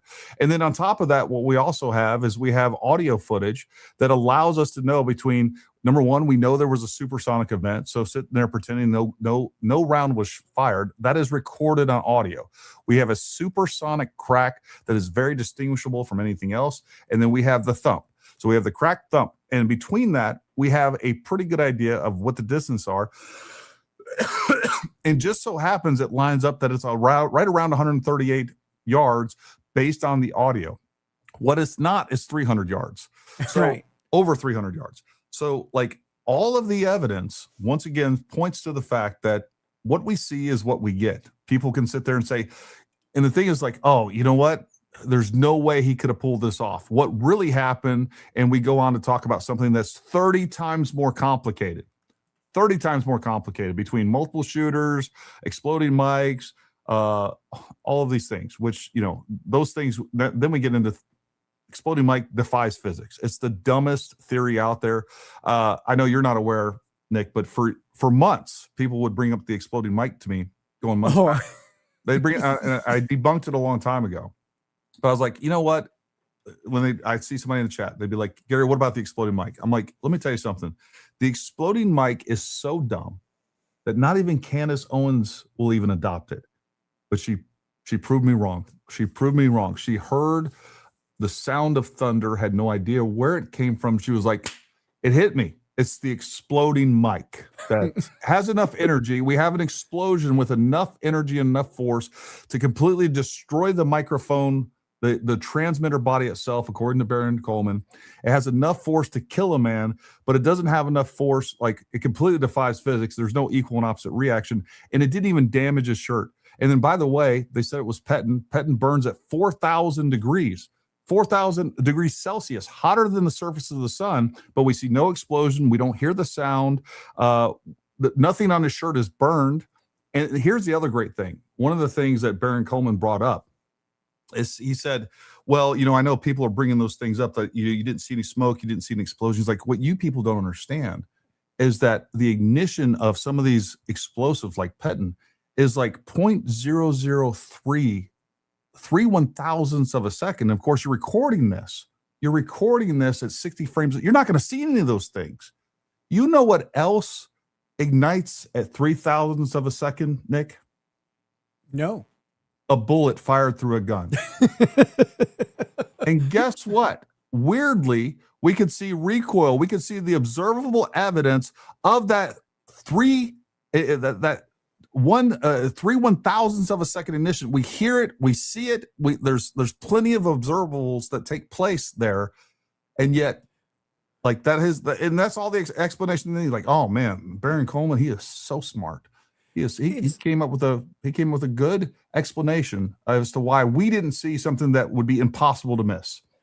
It's wild because not only does this tiny microphone contain sufficient explosive contents to do this, it's also contains sufficient other material to make the explosion directional. Yeah. Because it doesn't go back into the right side of him. It doesn't, like you said, there's no, I don't know if anybody else is a mathematician, but explosions just go in a big giant sphere. They're omnidirectional, even a shaped charge. And Matt Tardio and I talked about this. I've talked about it.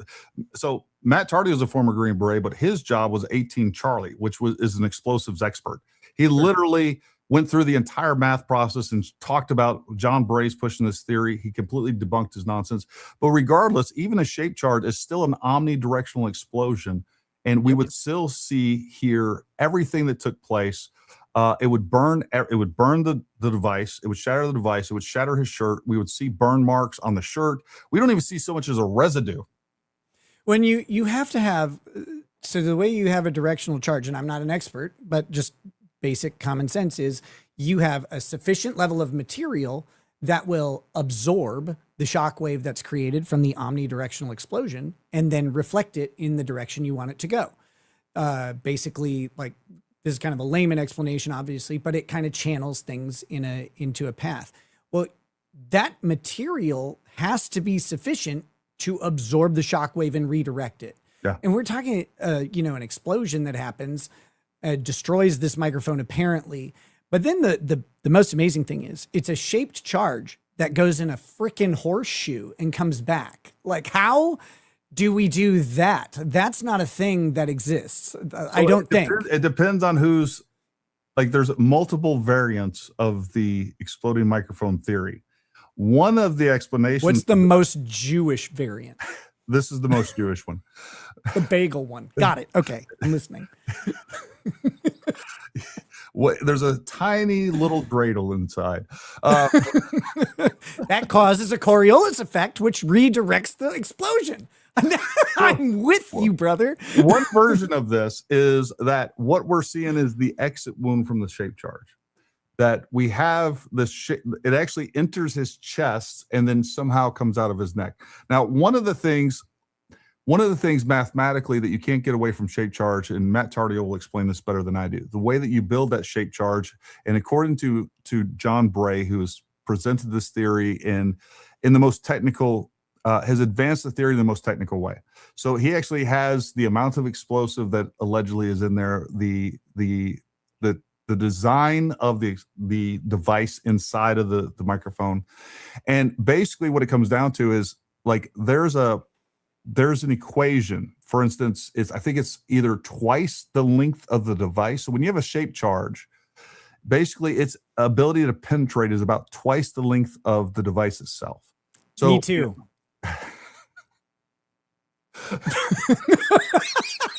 You can't. I'm sorry. I can't pass that. So according to John Bray, I believe it's something like, and I might get this a little bit wrong, but it's something like the shaped charge itself is around 1 millimeter, or let's say 5 millimeters.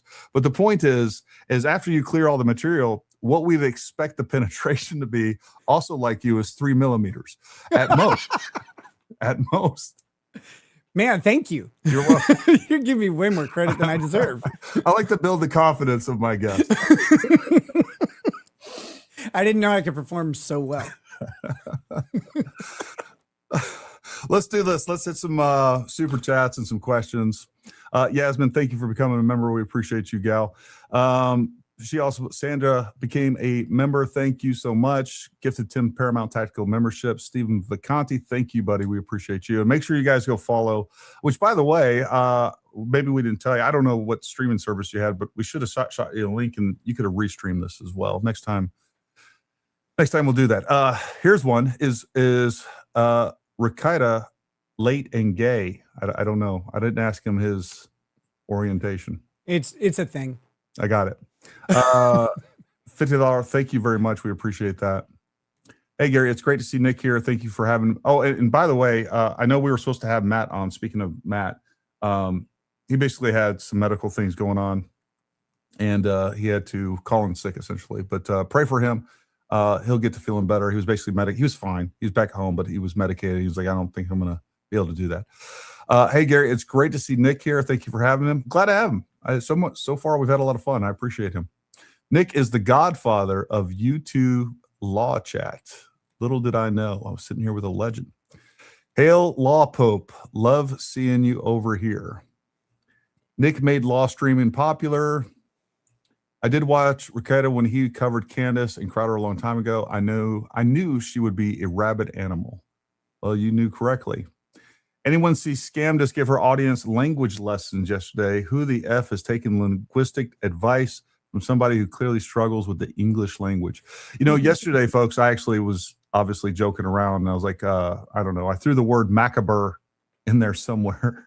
And I was getting lit up in the comments like, excuse me, it's pronounced macabre. Like, clearly you don't know anything about Candace because she loves macabre.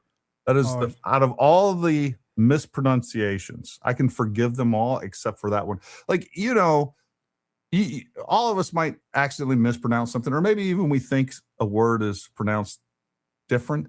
But like at some point you have to, especially in this business, like you're talking, like you literally talk for a living. At some point you got to be like, I've never heard anyone use the word macabre. I wonder if I'm saying that wrong. But there's a lot. It's wild when people, you know, when they clearly have never heard a word, and they've only seen it maybe in print, and they try and get through it. And sometimes, you know, you feel bad and you like don't want to make fun of someone because like, okay, when would they have the occasion to do that? But Candace Owens literally lives in the macabre. Like that's her whole shtick is the idea of the macabre and the secret, the dark.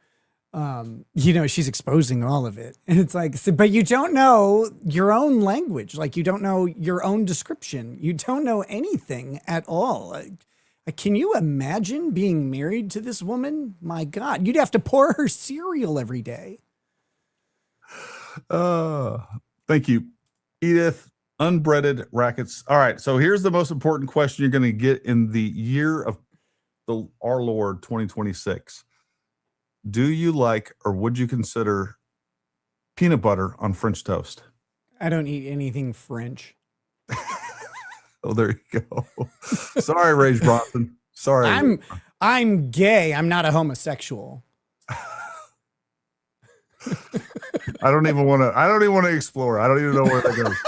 I do like, I just want to stop, drop, and roll right now. There is zero excuse for what she is doing, but for some reason, God is allowing it. For now, I have a hard time with that, but he has a purpose for it, maybe to strengthen Erica and for the work ahead. Look, at the end of the day, and we already touched on it, God allows for free will. That's just a fact, you know, and you know, I think that God does have plans in general, and like we know who wins in the end. And you know, when it comes down to individuals, he lets them do what they want to do. I mean, that's just a fact. But yeah, I do think, look, ultimately, hopefully to me, this is a wake-up call. And when I'm out there just trying to be Paul Revere, like, everybody wake up. like the bigger thing that's going on here is extremely serious, and it is like people need to be paying attention to what is happening, because I think this is the biggest psychological operation that's ever been purveyed on the American people through social media, bigger even than COVID. And I think people need to realize how dangerous this is, because I do think that if our enemies believe, and rightfully so at this point, that we are going to be so gullible that we'll fall for these. Because like if this information was coming from an outside source, maybe even from the Democrats, maybe we would wake up to it. But because it's coming within our own house as conservatives, that's why it's so effective. And then, I've been saying, hey, this is a big Russian / Chinese / Islamist. And by the way, I think Europe's involved too. We saw what the UK and MI6 were doing against Donald Trump. Like, that's the thing, folks. Donald Trump, MAGA, is the target. None of these entities do well with Donald Trump. They do much better when there's a Democrat in office or another weak Republican. I mean, it's just a fact. So you can understand why they would divert these types of resources and time to try to undermine MAGA, to make sure that we lose the midterms, to make sure that we lose 2028. So, that's what's taking place. We need to see that. But I said, hey, this is a Russian op, this is Chinese op. I think the reason it's so effective is because they're actually working together. And then all of a sudden, Candace Owens is like, hey, I'm going to Russia. And not only is she going to Russia, she's going to the St. Petersburg International Economic Forum, which is known.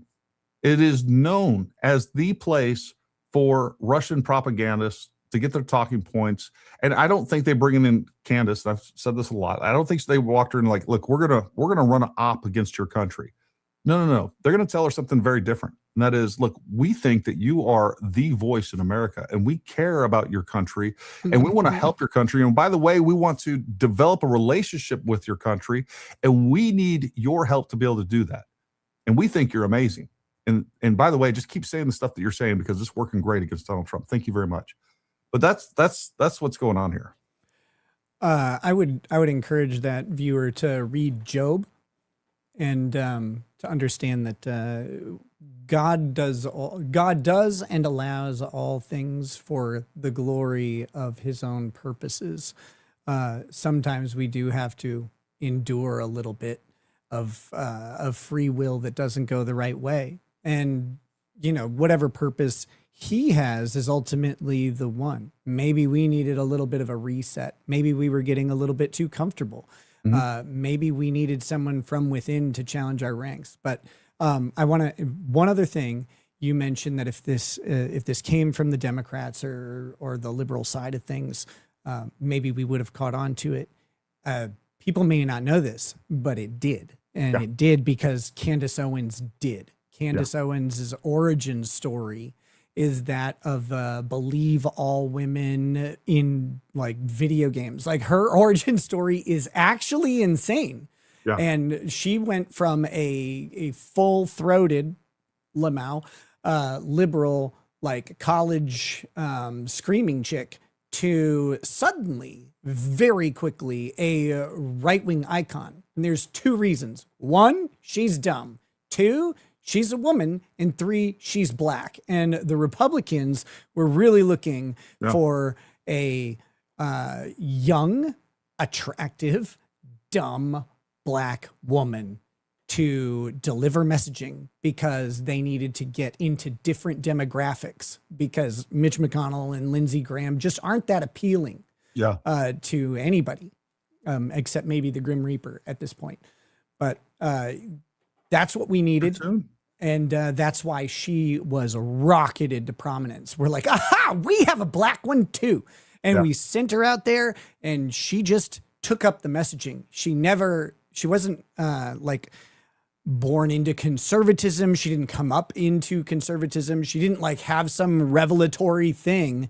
She just decided to switch from being a complete liberal into suddenly this right-wing icon. And it was amazing and meteoric. And it's because she was exactly what was needed. Yeah. Every time that I find her down in my comments, I always respond with like, oh, look, it's Charlie Kirk's DEI hire down in my comments, and proceed to say whatever I need to say. I know that eats her up. But look, you're right. What she is ultimately is she's a salesperson. Like, she doesn't care about the product. Like, as long as she's getting something out of it. And then we also see her trying to put distance or expand her audience as well. And we know that when, like, she has Hunter Biden on her show and just glazes him left and right, and then Anna Kasparian, that's what she's trying to do, folks. And she's already doing this. Like, we know that a lot of these things, I think, and when I say Iran, China, Russia, and our enemies, I also am including like the George Soros types, the political adversaries that we have that want to undermine this country, which, by the way, I think that the DNC and the CCP are the same entity.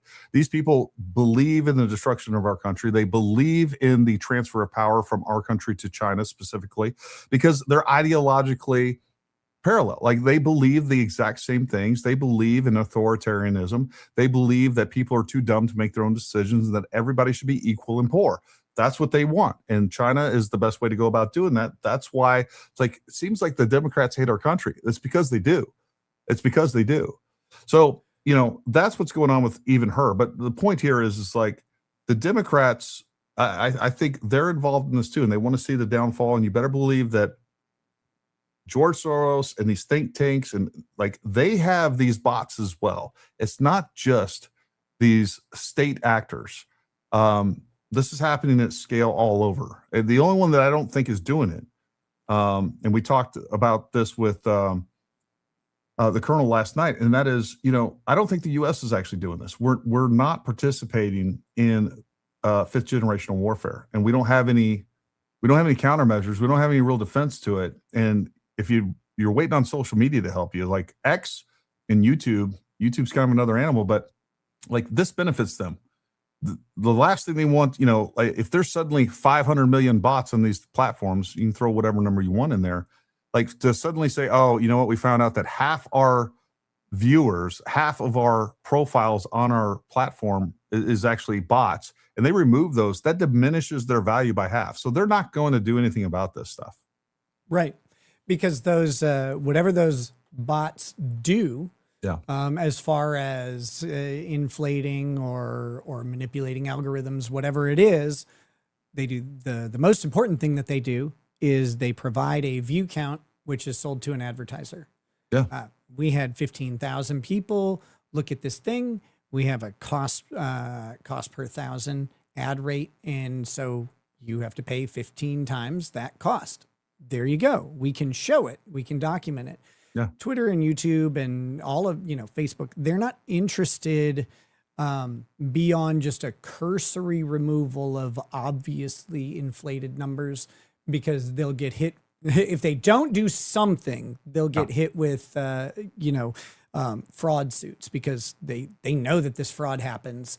And if they can prevent it, they're asked to. YouTube is honestly one of the better companies about it. Their count numbers do have a lot of built-in safeties. And when people do things like they try and buy a bunch of live viewers for an hour or whatever, YouTube's algorithm goes back later and removes those views.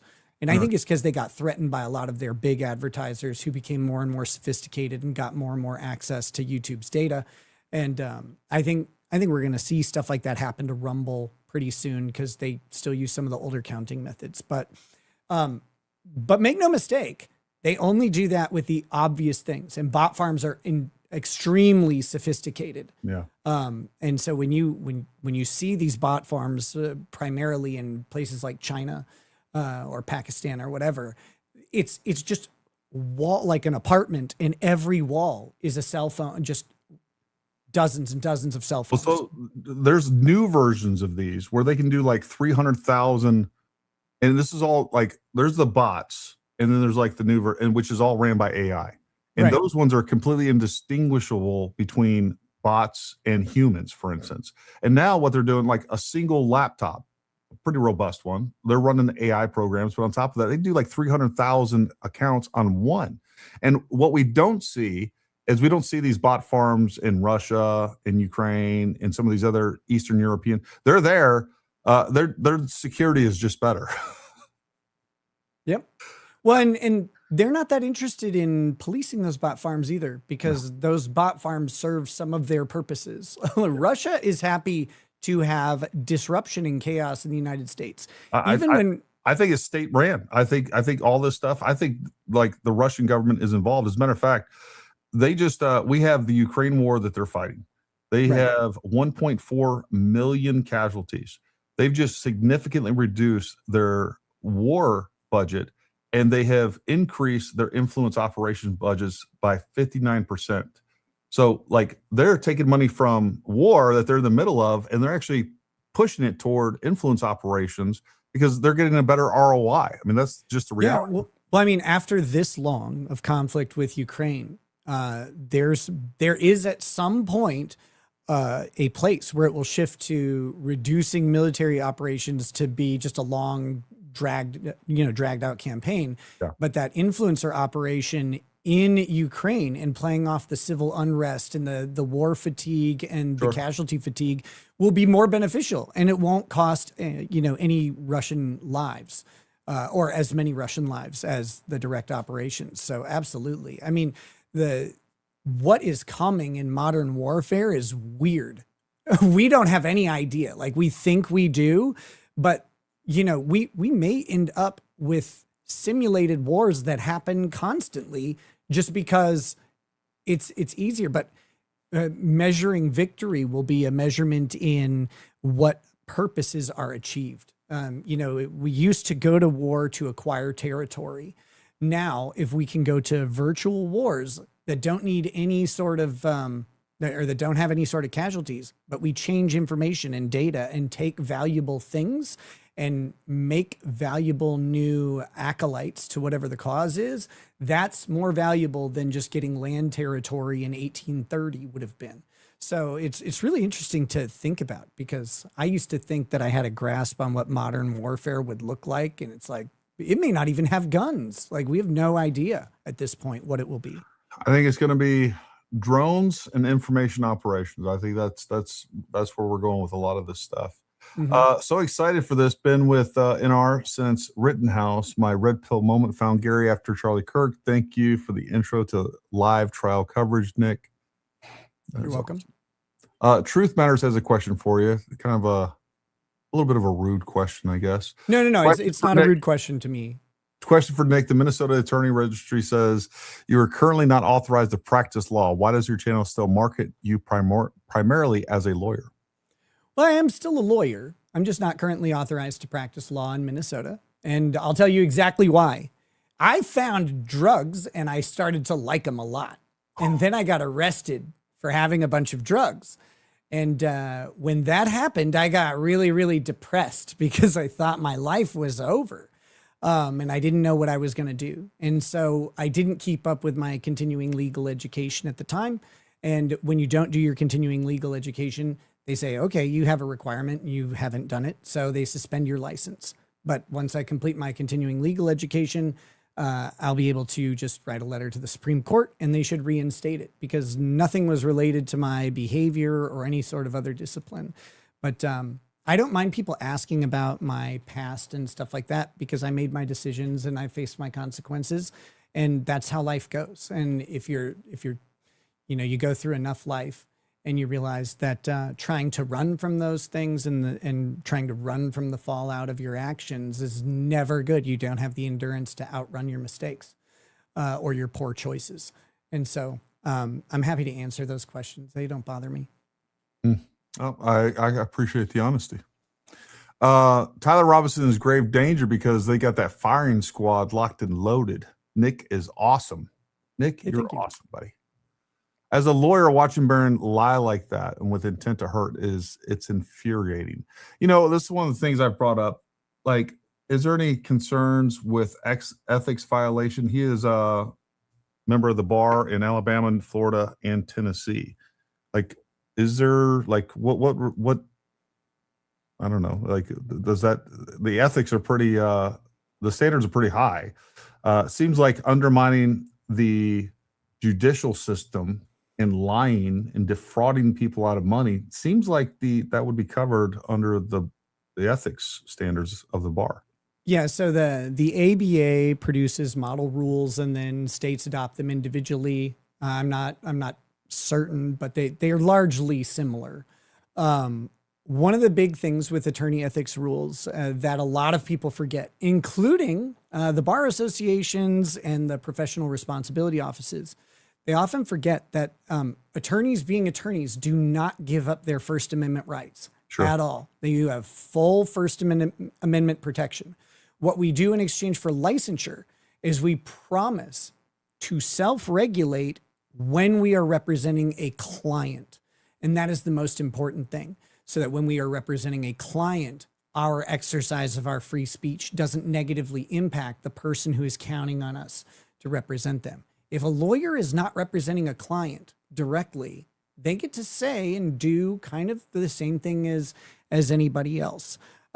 There are some exceptions to that when the lawyer's exercise of free speech does directly impact their ability to practice law reliably. So things like fraud, for example, an actual fraud, not just lying, about something online, but inducing people to give up something through that lie or that manipulation. If you get convicted of fraud, you oftentimes will immediately lose your law license. If you steal client money, if you do things like that, your First Amendment protection only goes so far because your actions have now transcended mere words.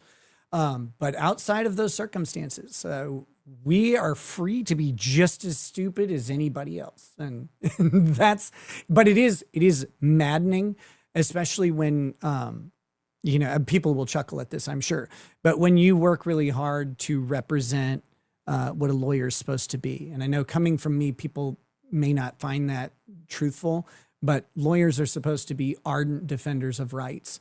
And I absolutely am. I do it in a little different way than other people. And I'm not perfect at it. Sometimes I'm downright bad at it. But when we are people who do really care about the Constitution and do believe in it and do honor that pledge that we made, you made a different pledge, but we both pledged to the Constitution to uphold and to defend it. And when we try and do that, and then you see scumbags come out there and you just see them just grabbing money from people, and not just doing that, but fooling them into stupidity. Yeah. It is one of the most frustrating things on the planet.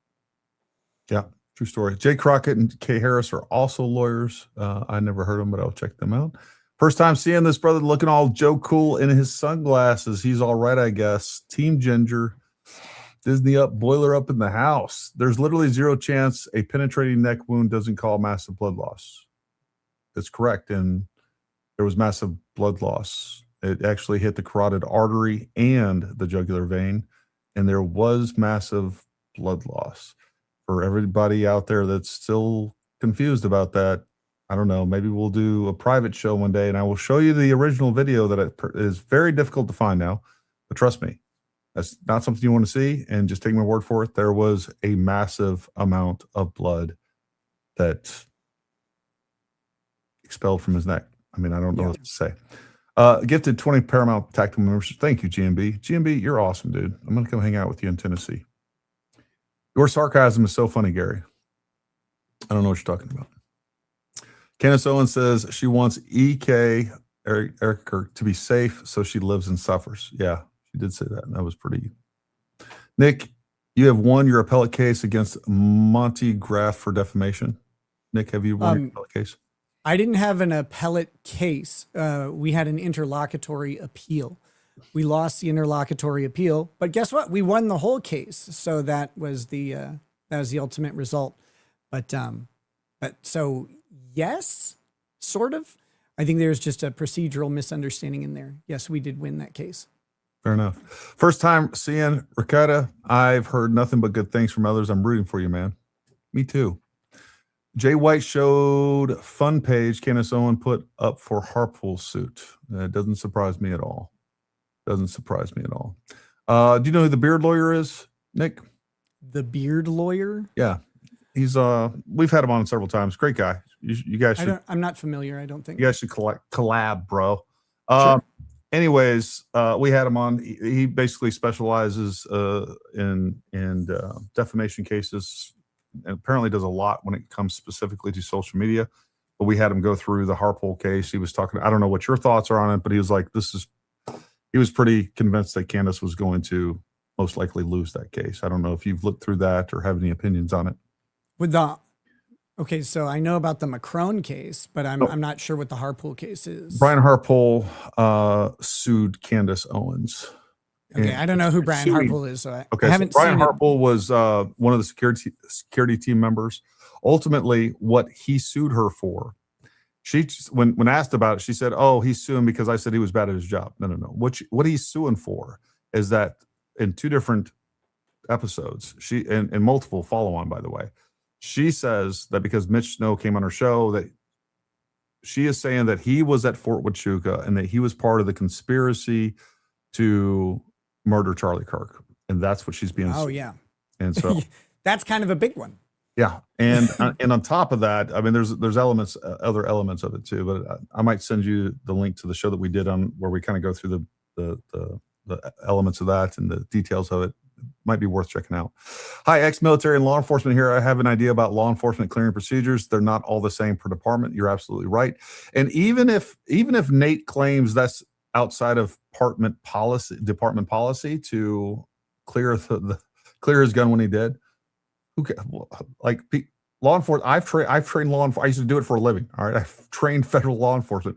All I did constantly was just look around and watch people do things that were outside of department policies all the time. It doesn't mean anything, as far as I'm concerned. Well, and that happens a lot more when a major political assassination happens, and you're suddenly in it. Like those guys, you're trying to react to an active shooter. That's what they were doing at the time. Yeah, those guys went to work thinking they were going to walk around with their rifles or sidearms or whatever, maybe plain clothes. They were going to walk around while Charlie Kirk talked to a bunch of liberal college students, and then everyone was going to go home, and they would have to, police a couple people for littering, maybe break up a fight or two. But that's what they expected to happen that day.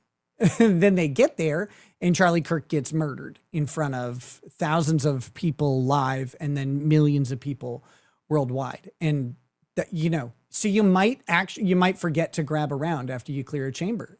You might not even notice that the round comes out, like, depending on what's going on. You might not be thinking correctly. And so little mistakes get made, and who cares? The question that matters is not, why did this officer not pick up his bullet? Or I guess to throw off the Charlie Kirk murder investigation, that's why. No, the reason, it doesn't matter why he didn't do it, because that bullet has no relation to the murder of Charlie Kirk. Yeah. And if there were one, we would hear about it incessantly from the defense. They didn't say anything about it because they know that it's a non-starter. Yeah. Yeah. And again, not even so much that they weren't thinking correctly. They were just probably prioritizing other things. And it's easy to, right. It is what it is. Great. What a great team. Gary has technical expertise while Nick has legal background to explain court proceedings to the lay people. Absolutely. Gary, assassins have suction cuppy things to hang on to the roof. Candace said so. How does she know so much about assassins? That's the question I got to ask. Candace, who have you been hanging out with? Maybe Erica. Erica is clearly an assassin. She's done so much. Gary put in 10x to work for 1/100th the payoff for Candace and Baron. Who's incentivized to lie? Yeah, I mean, that's true. Unbreaded. Touchdown on paper. Have been crazy, busy. Great show tonight. Thanks, Nick and Jen, as always. Thank you, Lucas. We appreciate you, buddy. Running through these. Would be awesome to see Gary on Timcast. You guys are local to each other. We are. We're just I don't know, probably not even 10 miles. I've never talked to Tim. Would love to. I don't agree with a lot of things that he says, but I mean, that would make the show more fun. I would actually like to have Tim here. I don't even have to go to his house. Like, he can come here. I'd like to have him here. We can hang out. We can shoot some guns, have some fun. Great. I'll line to him. I'll send him a message and say, hey, like, you should have a chat with this guy. And speaking of which, you were talking about you like shooting. You should come down to one of our long range courses. I'd love to have you. I'd love to have I you. have to wait a little bit. If there's felonies involved, we will. So You can come down and watch. You can observe. it's a wild thing. I fair enough. was not actually convicted of a felony because I have a stay of adjudication. So assuming I complete my probation term without any issue, I won't have ever been convicted. My case will be dismissed and my rights will be, returned to their normal status. So I will be able to do that after my probation is over, but I have about probably 16 months, I think, left till I'm eligible for early release from it. But, I'll save you a seat. I'll save you a seat. I would love it. I got you covered. We got a rifle set up for you. We got your ammo. Come down here, have some fun. Hell yeah. We'll celebrate you being restored to society. Great when worlds collide. Been watching Nick since Rittenhouse. Good to see you over here, man. Yeah. I can't believe we went this long without bumping into each other on X. Of course, God gave us free will. Forced love is not love. Agreed. That's called communism, authoritarianism, fascism. Guest opinion. Candace Owens offered $10,000 for evidence who Shapiro was eating lunch with on September 10th. I messaged Ben. He would tell hundreds of his friends who he was with, all claim reward and sue Candace if she doesn't pony up. I had an anonymous source tell me exactly who it was, so I'm going to need that 10,000. I'll send it to Candace as well. You know what? This is when I realized, because I never really paid attention to Candace Owens, but when I realized that she was always the dumbest person in the room was when Crowder and Daily Wire had their spat. And Candace Owens was commenting and criticizing Crowder. And if you ever get some time, you're out here making 3D models and stuff, so I know you never have any. But if you ever get some time, go back and watch her when she's still working for Daily Wire at the time. Watch her discussion of how stupid Steven Crowder was for negotiating his contract. And you watch the expression wash over her face when she realizes that she took a bad deal and that people like Ben Shapiro and Matt Walsh and stuff have contracts worth $40 and $50 million or more. And she bragged about, you just walk in the room like an adult and take the offer that they give you. And then she realizes, like, oh God, no, I'm the dumb one. And I said at the time, I was like, it is a matter of months and she will not be with Daily Wire anymore. She has realized that she got handled by their negotiators and she thought she was the bad bitch in that room and she got absolutely destroyed. And then it was like a couple months later, she's like, by the way, I hate Jews. I was going to say, now we know where her Jew hatred stems from.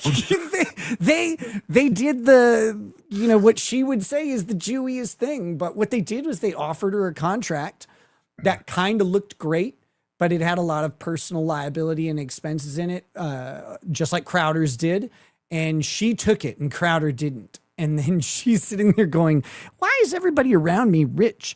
And I'm not making very much money. I mean, her husband's rich, so it doesn't matter. But she's like, why am I not making the kind of money that these guys are? And it happens in real time on the video. It's beautiful. Yeah.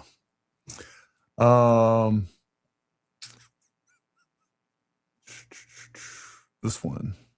Okay. Moving on me. 13 years of recovery this September for myself. Very proud of you, Nick. Things get better. We do recover. Own your mistakes. Power forward. You got this. Thanks. I'm proud of you too, Nick. Thank you. And seriously, there's something that's special about somebody that can be honest, especially obviously on a public platform. And, just like, this is what I did. And I respect that. Respect that a lot. Nick, Father's next Cooking with Kurt tonight. Sweet. Tonight. The lack of information that people have on what traumatic injuries look like is as bad as how little people know about actual law. You're right. You are absolutely right. Well, listen, Nick, I've enjoyed so much having you on. Man. We got to plan another one soon. Make sure you guys go follow Nick. His links are down below in the description. Nick, leave everybody, I don't know, some words of encouragement, some advice, and trying to navigate this crazy thing that this social media psychological operation that's being put upon us. How do we know the truth from fiction? I don't know. Lay it on us. You know the truth from fiction by taking your time, by not reacting emotionally, by examining the knowledge that you know and putting it up against the information that you're receiving. You can always check that information that you're receiving if it's outside of your expertise by going through all the standards of identifying an expert and seeing what their take is. All of these people are not experts in what they're talking about. I'm not an expert in what I talk about a lot of times either. Law covers a bunch of subjects. But what I always encourage people to do is check me, call me out, like tell me I'm wrong, tell me I'm right, whatever it is. I try to give you the best information. If I don't have it, I try to bring someone else who does know to do that. Why aren't these people doing that? They're not doing that ever. They're just, trust me, you have to trust me. This is the biggest thing. This is that. They never have an actual expert. They never have an actual person who looks at evidence and says, here's what we can rely on and here's what we can't. And here's why. The other thing they rely on is the idea that a question is somehow special. I said this the other day on Twitter, and I'm going to say it again. They tell you to always ask questions in 3rd grade. When you're an adult, they ask you to start producing some damn answers. If your entire method of living is to never stop asking questions, then you have the mindset of a child and you have the respectability of a child.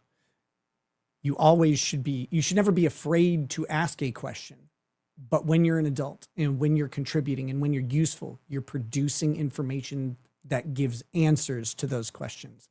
And the other thing, like I said earlier, if you're asking a question, truly asking a question, then you are willing to accept what comes back and use that to change, modify, or reinforce your opinion, no matter what that is. And you should never be afraid to change your mind on something because you learned. Yeah. The only people who don't want you to do that are ones who are trying to take your money. Salesmen and YouTubers. They're the worst. But just a brief word of encouragement, no matter what. And you mentioned this is a very dangerous sort of PSYOP environment. With PSYOPs, you never really know the motivations of other people. You never really know what the end game is. But what we do know is that we have the longest standing constitutional republic in the history of the world. It moved from a tiny group of colonies to a global superpower that has stood the longest test with the biggest trials throughout all of it. And we've done so because we have a written constitution that means something that can't be just ignored. And there are people out there who fight for it in every single way, every single day. Guys like Gary go out and defend it. Guys like me scream about it and educate people on it and test it over and over and over. We have 1 million warriors in 1 million locations fighting to refine and defend the greatest country that's ever been conceived. Mm-hmm. We're not perfect, but we're better than all the other fucking losers out there. Pardon my English. We will prevail because we have a system and a people that are resolved to prevail over darkness and deception. And we have the blessing of the Lord, the creator of the universe, backing that up. We always have, we always will, because we believe in liberty, we believe in freedom, we believe in the individual's value down to a fetus. No other society in history has done that. And as long as we hold on to those things, we will always be holding on to the power to light the darkness, no matter the circumstance. Well, I got nothing to add to that. Listen, folks, thank you for tuning in. Thank you for all your support. Make sure you guys go follow Nick. We're definitely going to have him on again soon. But for everybody out there, have a wonderful night. And until next time, stay armed, stay ready. We'll talk to you soon.